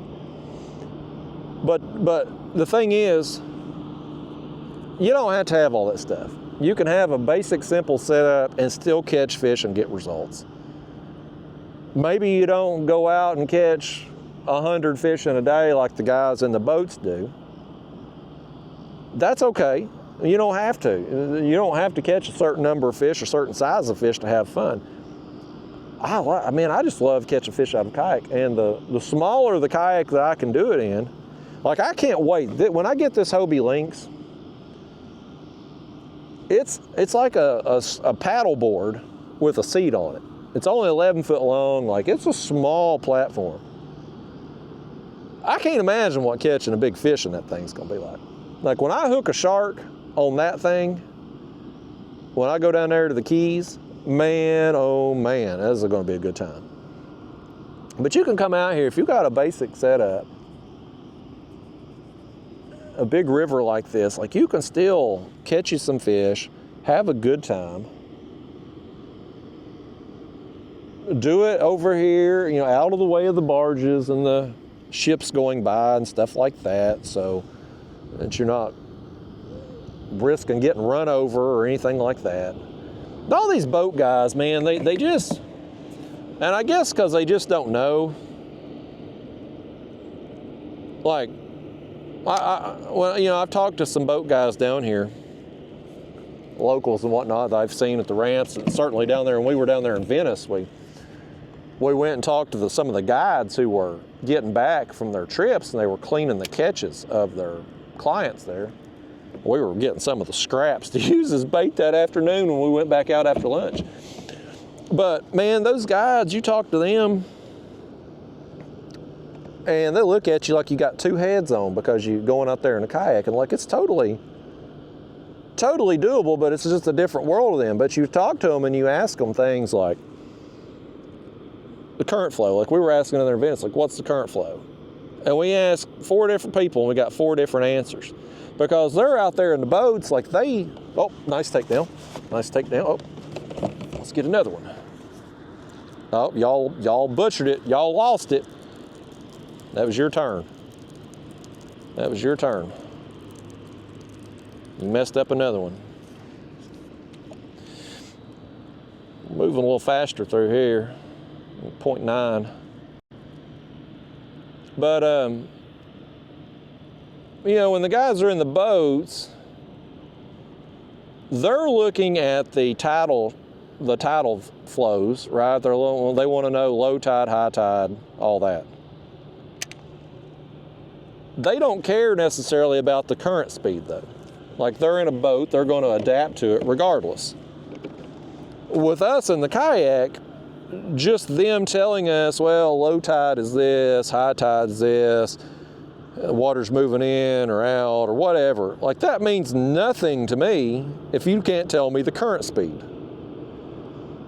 Like, I don't care if such and such tide is the best time to be catching fish. If the flow is 4 miles an hour, it's useless to me because I can't get out there anyway.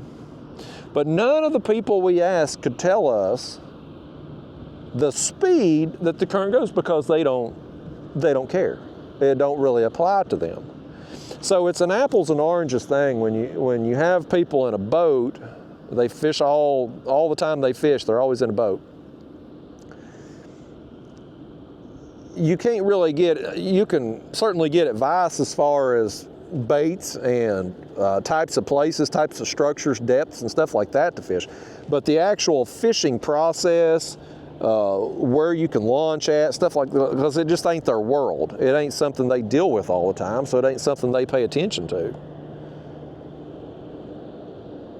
So the people we've talked to, they've all been nice, but it's not been very... They've all tried to be helpful, but nothing's really been all that helpful because we just can't apply it. Well, we got pushed out here, didn't we? Let me get back up in here. We're coming up here now. I think that wind must have pushed us out. Let me just slide us back on up here. We're 70 feet deep. Well, we went off quick. We're gonna have to lower these baits back down when we get up here a little shallower. Okay, there we go. It's starting to come up there. It was 70 for a little while, and it started to come up. Maybe we're kind of on an edge right there. These lines settle back down. We'll drop them down a little further and continue our drift. We're gonna go right here. Right there in that little opening is that discharge I was telling you about. And there was some pretty good flow coming out of there. And then you got, of course, you got all these big tankers or whatever they are right there too that's all stacked up. We'll stay on the inside of them as we make our way down today. But when we get down here in front of this discharge, I think I'm gonna anchor back down again for a little while. I'm pretty sure that's what I'm gonna end up doing. Tomorrow, I think I'm gonna just pick an anchor spot, whether it's that point we were on first thing, this discharge here, or some other place on down here between here and the car that we might come across today that's maybe stacked with fish, or it's got some feature of something that we see there on the graph. That's one thing about through here, I guess because you get so much flow, I'm not really seeing anything. Like, I think it's pretty much mud bottom. And I'm sure down through here you're gonna have maybe some rocky areas, or you're gonna have some maybe boats or something that have sank. And if you had a boat and outboard and side scan and all that, and you could really study an area, you could probably mark some places like that would be really good places to fish up and down through here. But like just random stuff that we have done coming up through here this morning, drifting back down now, like it's a smooth bottom on that graph. I mean, it is just nothing there. Just an occasional fish. And I don't know down here too, like back home, there's windows of time where you tend to get bit, some better than others. I don't know if it's like that down here in this situation with, I guess it is. I mean, it's probably like that everywhere, but with the bait, I mean, the bait was certainly more active when I first got on the water. The sun was still, it was up, but it was starting to come up. I haven't been seeing the mullet jumping coming down through here like we were earlier. I don't know if they're more, I don't know when the mullet are the most active. And I don't know if mullet is the best bait to use down here or not. I don't know. I just know they're the easiest to get, and so that's what I'm gonna end up going with. The fish I caught there when I first got in town Tuesday, drifting with Ryan, was all on skipjack. But he had been using mullet and getting them too, so I mean, it was pretty even skipjack to mullet that day. I don't remember how many I got, how many he got. We both got a few fish, just drifting, working our way down. We had come up to this discharge and drifted back down that way, and kind of just doing what I'm doing now, just kind of free drifting. I'd say me and him combined probably had maybe like 10 fish. But that was pretty good for the short time that we fished that day.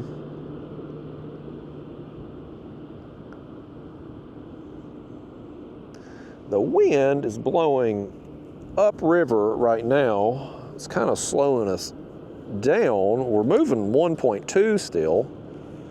So the factor of the wind slowing us down, the current's definitely faster here where we're at than where we were. But I think it's still going to be slow enough that we can safely anchor over here. I think that's what I want to do. I want to put in a little time in front of this discharge, whatever it is, and just see, because there's water coming out. I see a couple birds on the bank over there. There were birds like swooping down back in there when I come by it this morning. So there's bait up in there. I just want to try it. I want to anchor down over there. As I'm pretty sure, at this point, I'm pretty sure I'm going to end up anchor fishing tomorrow. I will catch fish just free drifting out here. I'll do it. Probably get a limit, I'm sure. But I think I'm just going to feel better anchor fishing. I think I'm just going to feel more comfortable with it. I'm going to have more confidence in it.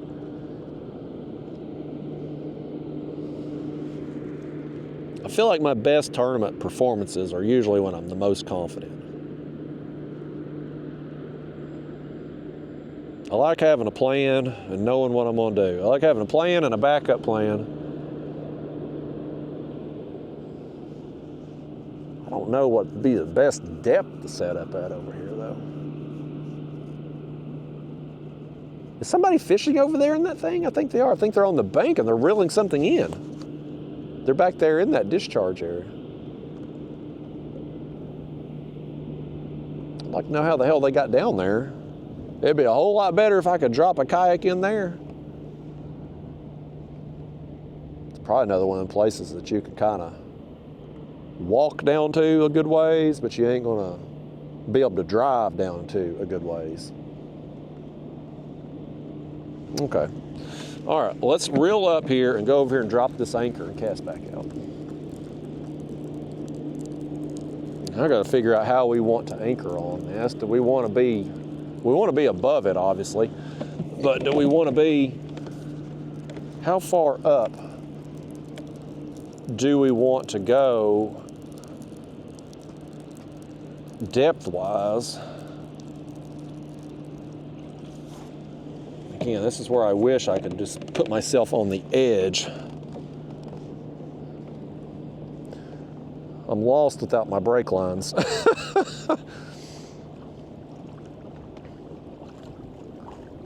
Got to find them the old-fashioned way when you don't have a map card.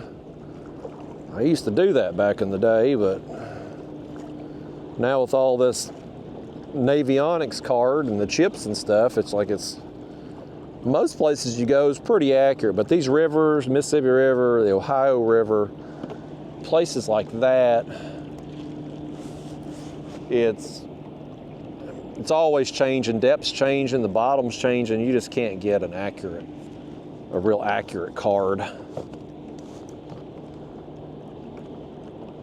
Yeah. Well, it kind of goes up on a little shelf right here, don't it? It was coming up and then it just, let's put it down right here. 50, about 55. Yeah, we'll go right in here. I should have left all that. I don't know why y'all let me wrap all that rope back up on the rope holder. Why didn't you talk me out of that while I was doing it?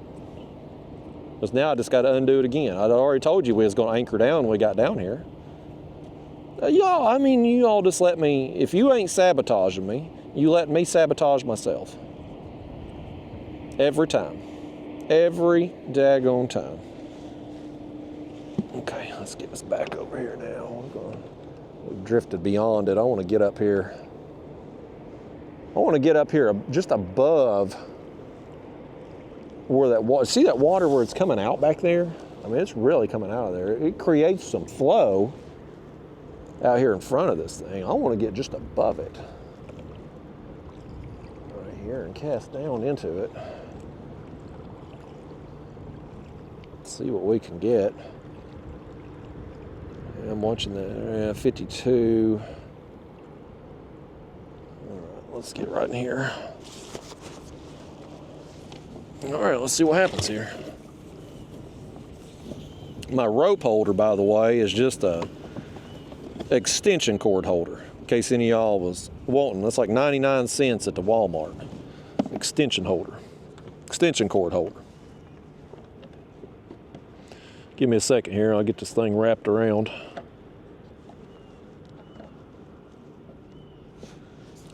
I've got just a boat cleat here behind my seat. Ideally, if you're fishing in the river, you want to be on an anchor trolley. The way you can keep your kayak. You want to be in when you're setting in the current, you don't want to be sideways with your anchor. Now, where we're positioned at here, we were moving so slow down through here, it ain't gonna be a problem, but you definitely got to be careful when you anchor in a kayak with a physical rope and anchor. Got to be extra careful with that. Don't be doing it in a kayak that's got just really unstable, really low walls, you know, because you go to pick up that anchor, you don't want to be bringing water over the side with you. Like, boy, what is going on here? We're going the wrong, we've anchored down, but we're going the wrong direction. Okay, I think we're getting spun now. There we go. I was like, boy, this sure is taking a while to get us spun around. I guess because the wind was blowing upstream. We had our momentum going up. There we go. Now we're spinning around. I drifted down farther than what I wanted to. I wanted to be a little higher up above this, but we'll go with it. We'll go with it. Here's what we've got going on. We've got the water, and I don't know if you can see or not, where it flows out of this discharge over here. You can see the line where it goes out there. It flows out this way and meets the river, and then you got, of course, the current this way going. We'll try it here. We'll either get bit or we won't. We're experimenting, folks. We're on a road trip, vacation, adventure. We're winging it. I see fish there, though. I mean, there's fish. It's right here, before it goes off the screen. Look at it. You see it right there? There's another one right there. Like, there are some fish in this area.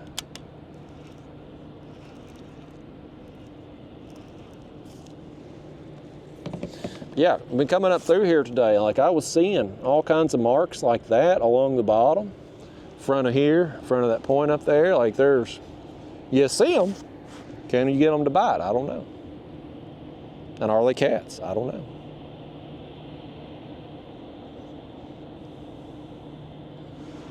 Current is a little faster through here, though. You can see my pedals up yonder, where it's going, where the current's pushing against the prop. Wasn't spinning them up there where we was at before, but it is here.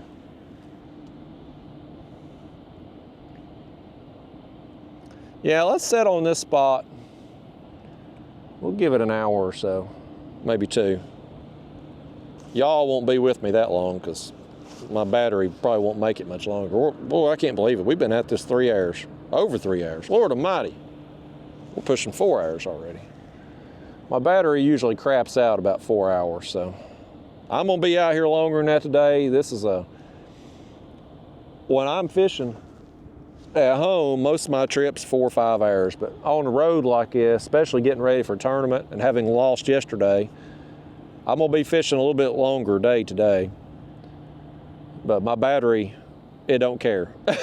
It's gonna crap out about 4 hours regardless. That's another thing about these dumbass YouTubers that wanna rip me off. They all wanna do 4 hours, raw and uncut, unedited video. They think 4 hours is a magic number. I do 4 hours because that's when my battery craps out. That's it. I've done some 3-hour ones, some 2-hour ones. They've all done fine too. They're convinced though, man. They're convinced. If you just title your video 4 hours raw and uncut, you're gonna get gazillions of views. People, I swear. I gotta stay hydrated out here.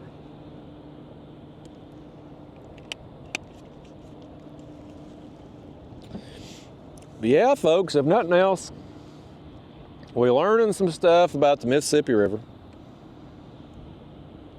We're already learning we're getting a bite right there. Give us a little tap.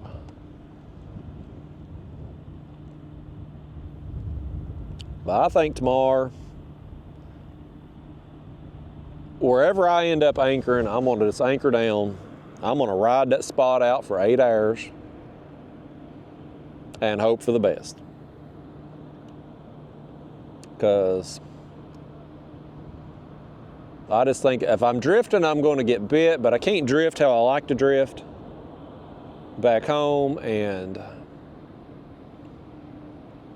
if I'm doing something that I'm not fully confident in, I'm going to second guess myself all day. I think that's what I'm going to do. I think I come out, I fish normal for a couple hours, try to get a limit, hopefully get some fish that are quality size on that limit, and then after that just start swinging for the fences. Just try to maybe use at least one rod with just a really big bait. If I can keep the mullet alive, keep 2 or 3 of them alive, throw out a live mullet, throw out a big live bait. You get a mullet that's 1 or 2 pounds, by gosh, well, guess what? A dinkity-doo-dah small blue ain't gonna be able to eat that thing. So it's gonna be down there when the big mama comes along. Now I'll have to use heavier sinker to keep big mullet down, but I should probably check these since make sure I'm on bottom actually. Yeah, I'm on bottom. That's my 4-ounce sinkers right there on that. If the current was more, or if we were deeper, it would probably be higher in the water column. I had to switch it out. You get that heavy flow, man, you gotta, back home there before I left, we'd had all that flood water come down from that Hurricane Helene or Helen, whatever. And they were running so much water, I'd fished on Watts Bar upriver, I think a day before I left or 2 days before I left. And man, the current was over 2 miles an hour through there. And so I spot locked and I had my 8 ounces tied on. I tried dropping them straight down, and by the time they hit bottom, they was, hell, 100 yards behind me. And I couldn't hardly keep them down on bottom. So you just gotta use the amount of weight that it takes if you're bottom fishing to keep it on bottom. Normally, the flow back home being a half mile an hour, that everybody asks, well, just why you use 8-ounce sinkers? Because back home, if I am anchored down in half mile an hour current, 8 ounces will keep my lines vertical under me. That's why I do 8 ounces. That's about the lightest weight I can get by with and keep everything vertical in half mile an hour current. So since that's what I fish all the time, that's what I go with. And if I'm fishing slack water, maybe I'm out there in the mornings, TVA's not generating or something, I just keep the 8 ounces on because my lines are vertical either way. But I have that weight tied on if I need it. But coming out here where flow is going to vary depending on where you're at and whatnot, like you can need a variety of sinker sizes. You fishing somewhere fast, man, you might need 16, 20 ounces or more. If it's fast and deep, it's going to take a lot of weight to get it down. Down there on Nickajack, I remember the last time I was fishing down there 100 feet deep, and the current wasn't super fast, but it was faster. But I had 2 8 ounces tied on, and buddy, I still couldn't keep my lines vertical. I still couldn't do it. They were still, my lines, I mean, I was spot locked, but my lines were up at an angle. Like I just couldn't keep them. Couldn't keep them down.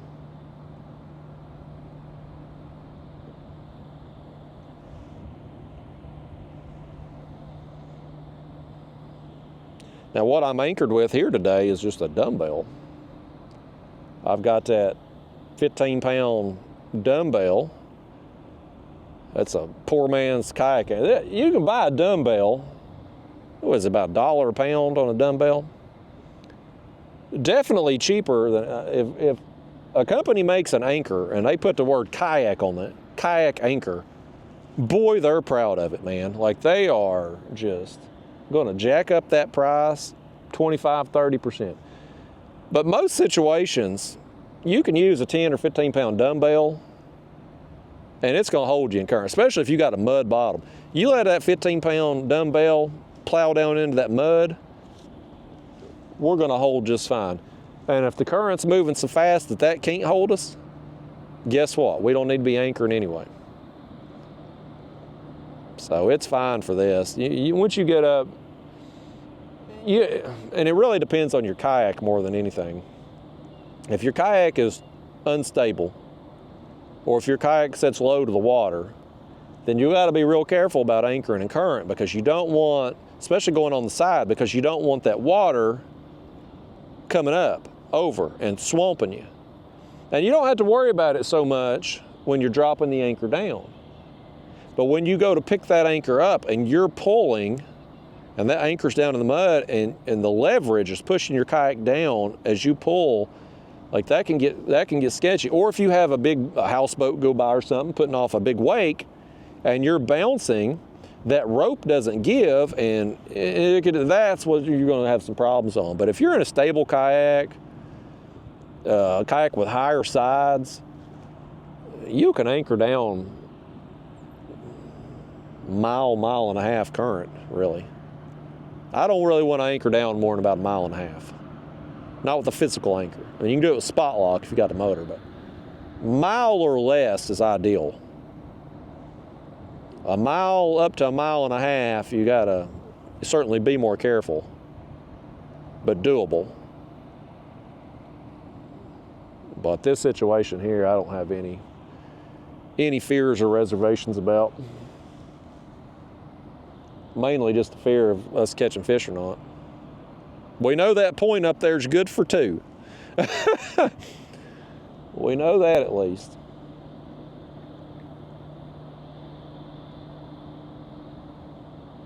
We know they allegedly eat crawdads down here in Louisiana, even though I can't find a place to eat them. I'm getting me a crawdad before I roll out here. I got to get my mama a praline. What did I say it was? Praline? I still don't know what them damn things are, but I'm gonna have to ask somebody.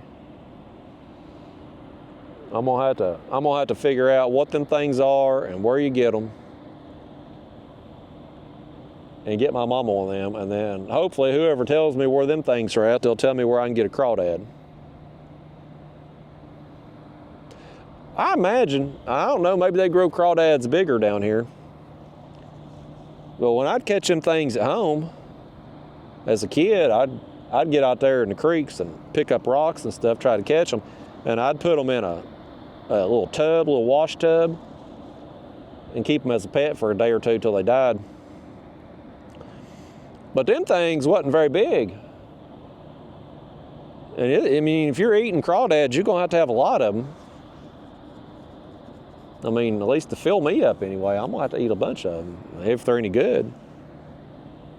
And I don't imagine they probably have very much meat on them.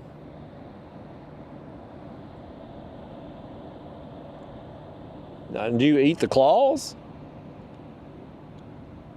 It seems like a claw, man, if you was swallowing that thing and it got hung in your throat, that might cause problems. I don't know. I don't know how they do it. I'm gonna have to have an education on multiple things. I gotta know where you find a crawdad to eat. How do you eat a crawdad? Do you eat all of it? Are there different flavors? Do you just eat a crawdad? Do they just cook it and you eat the crawdad in its own flavor? Do they put some sauce on it? I don't know any of the answers to these questions, folks. None. I don't know any of it. Just like I don't know the best way to catch a 100-pound catfish on the Mississippi River either, because we ain't got anywhere close to that today. All three of our fish combined don't weigh 100 pounds. Although they're closer to it than fish I catch back home of similar length. They're fat down here.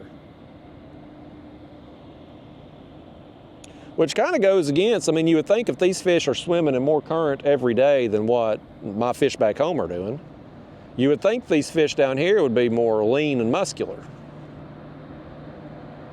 But these down here are fat. Must have something to do with what they're eating, maybe, their diet. Ryan told me this. Some of these, and I didn't look at these fish we've got today to see if it was on them or not, but they're having these like pink lines around their mouth. And that's supposedly, if you see that, it means they're eating shrimp. That's what Ryan told me. I don't know if it's true or not. I don't know where he heard that from. I don't know why a catfish eating shrimp would cause that pink line around their mouth. But supposedly, if you see that, that's what that means.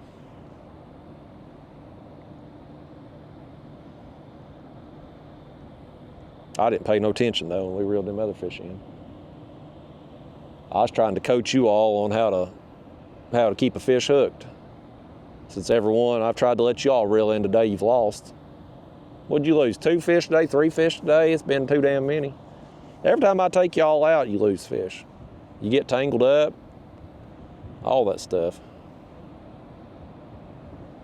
Thank God y'all have me.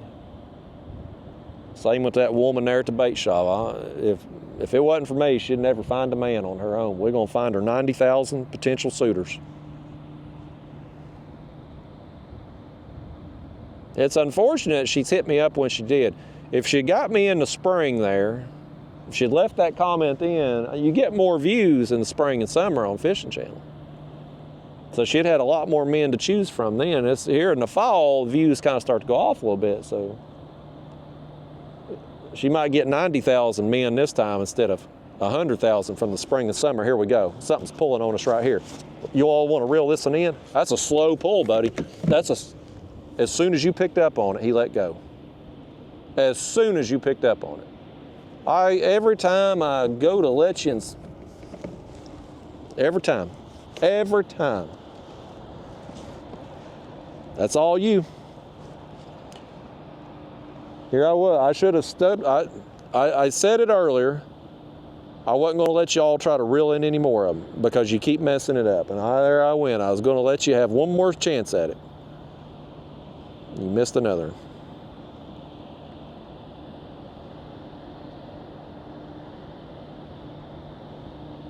One of my members the other day had left a comment.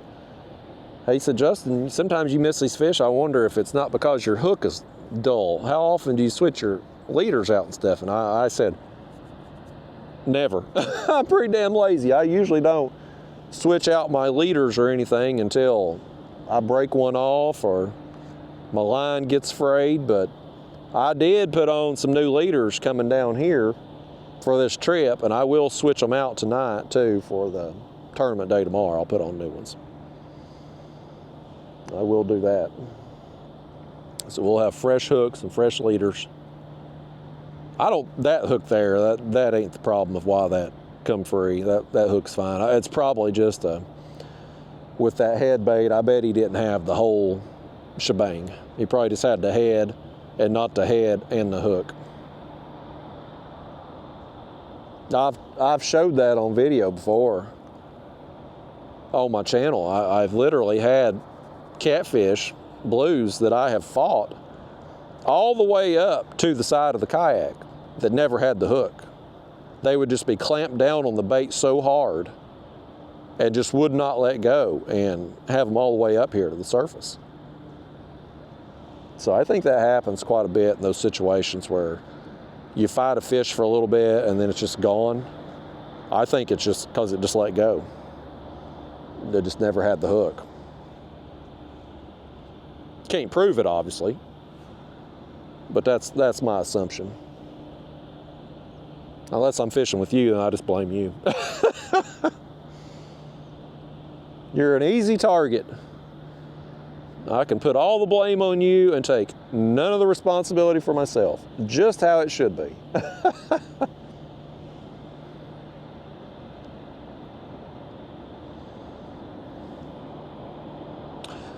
I would have thought, though, being a Friday, we would have probably seen more catfish boats. We've seen 2 or 3, but I would have thought we'd maybe seen more catfish boats. Especially with the ramp just being right down here. Even if they weren't going to fish this area, we might have seen them going by. He's back. He's back, folks. If he hooks up, I'm going to reel this one in and show you how it's done. Has he got it still? I can't tell. Kayak spun a little bit.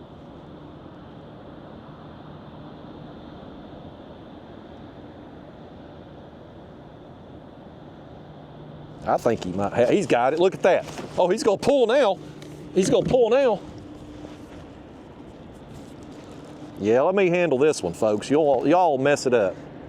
Y'all will botch it. Right here in front of this discharge, buddy. He's going to pull some line now. On that old mullet head. Some of y'all got a mullet on your head, too, out there. I know yins do. I've seen yins.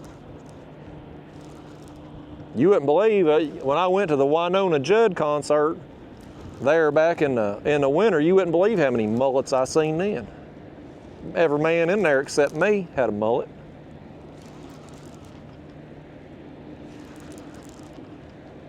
All right, man. A little bit faster flow here, but that's 2 bites now on this spot, and we're gonna, since I'm reeling this one in my damn self, we're gonna land this one. You don't feel too bad. We'll see when we get him up here. I can tell you right now, though, this is what I'm gonna be doing on tournament day. I don't know if I'll be here, but one of these spots down through here I'm gonna pick, and we're gonna spend 8 hours on it tomorrow. That's another good fish. Tighten my drag just a smidge. Get him up here, get a good look at him. I saw his tail.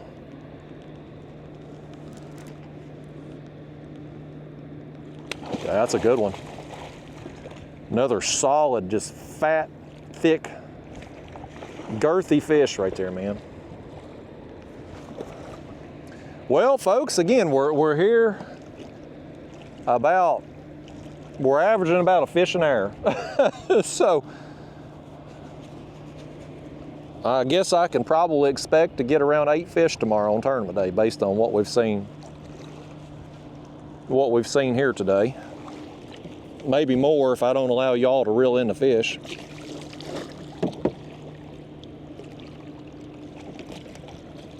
Oh, come here now. Come here and act like somebody. Open up. I can't lean over too far on that side fish because we got the anchor over there. Come on in then. the anchor pulling down. You don't want to lean over too far on that side. Okay. All right, let me put y'all back up there. Oh, that battery's about dead, y'all. We're running out of time on this trip together today. Oh, easy peasy now.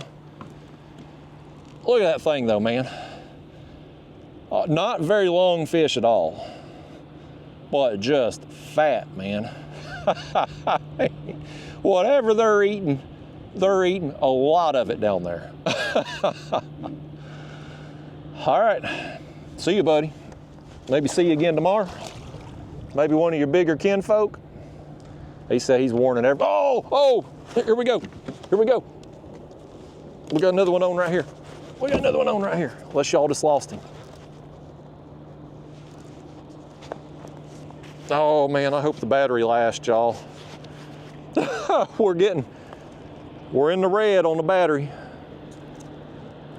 I don't know if it's gonna make it. If this video cuts off, I'm sorry. I apologize. I can only do so much for you. And if you can't get these fish to bite within that first 4 hours, and my battery just says heck with you. We apparently own a couple right here though. And this discharge,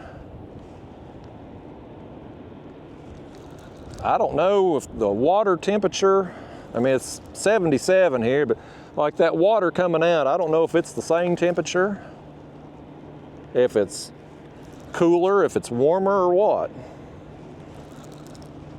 Don't know. All these fish right here though are going to feel a little bit bigger in this current. With it being faster than what we were dealing with this morning. Yeah, this fish here, he felt a lot bigger than he is.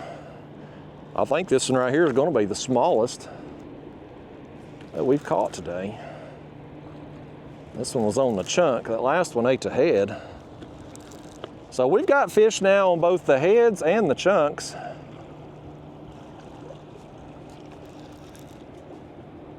Don't really seem to matter about the cut of bait. They seem to certainly like the mullet okay. Let's see if we can land this one here without even bringing him in. Or land him. If we can release him, I get my words out. He's gonna knock himself silly here if he don't quit.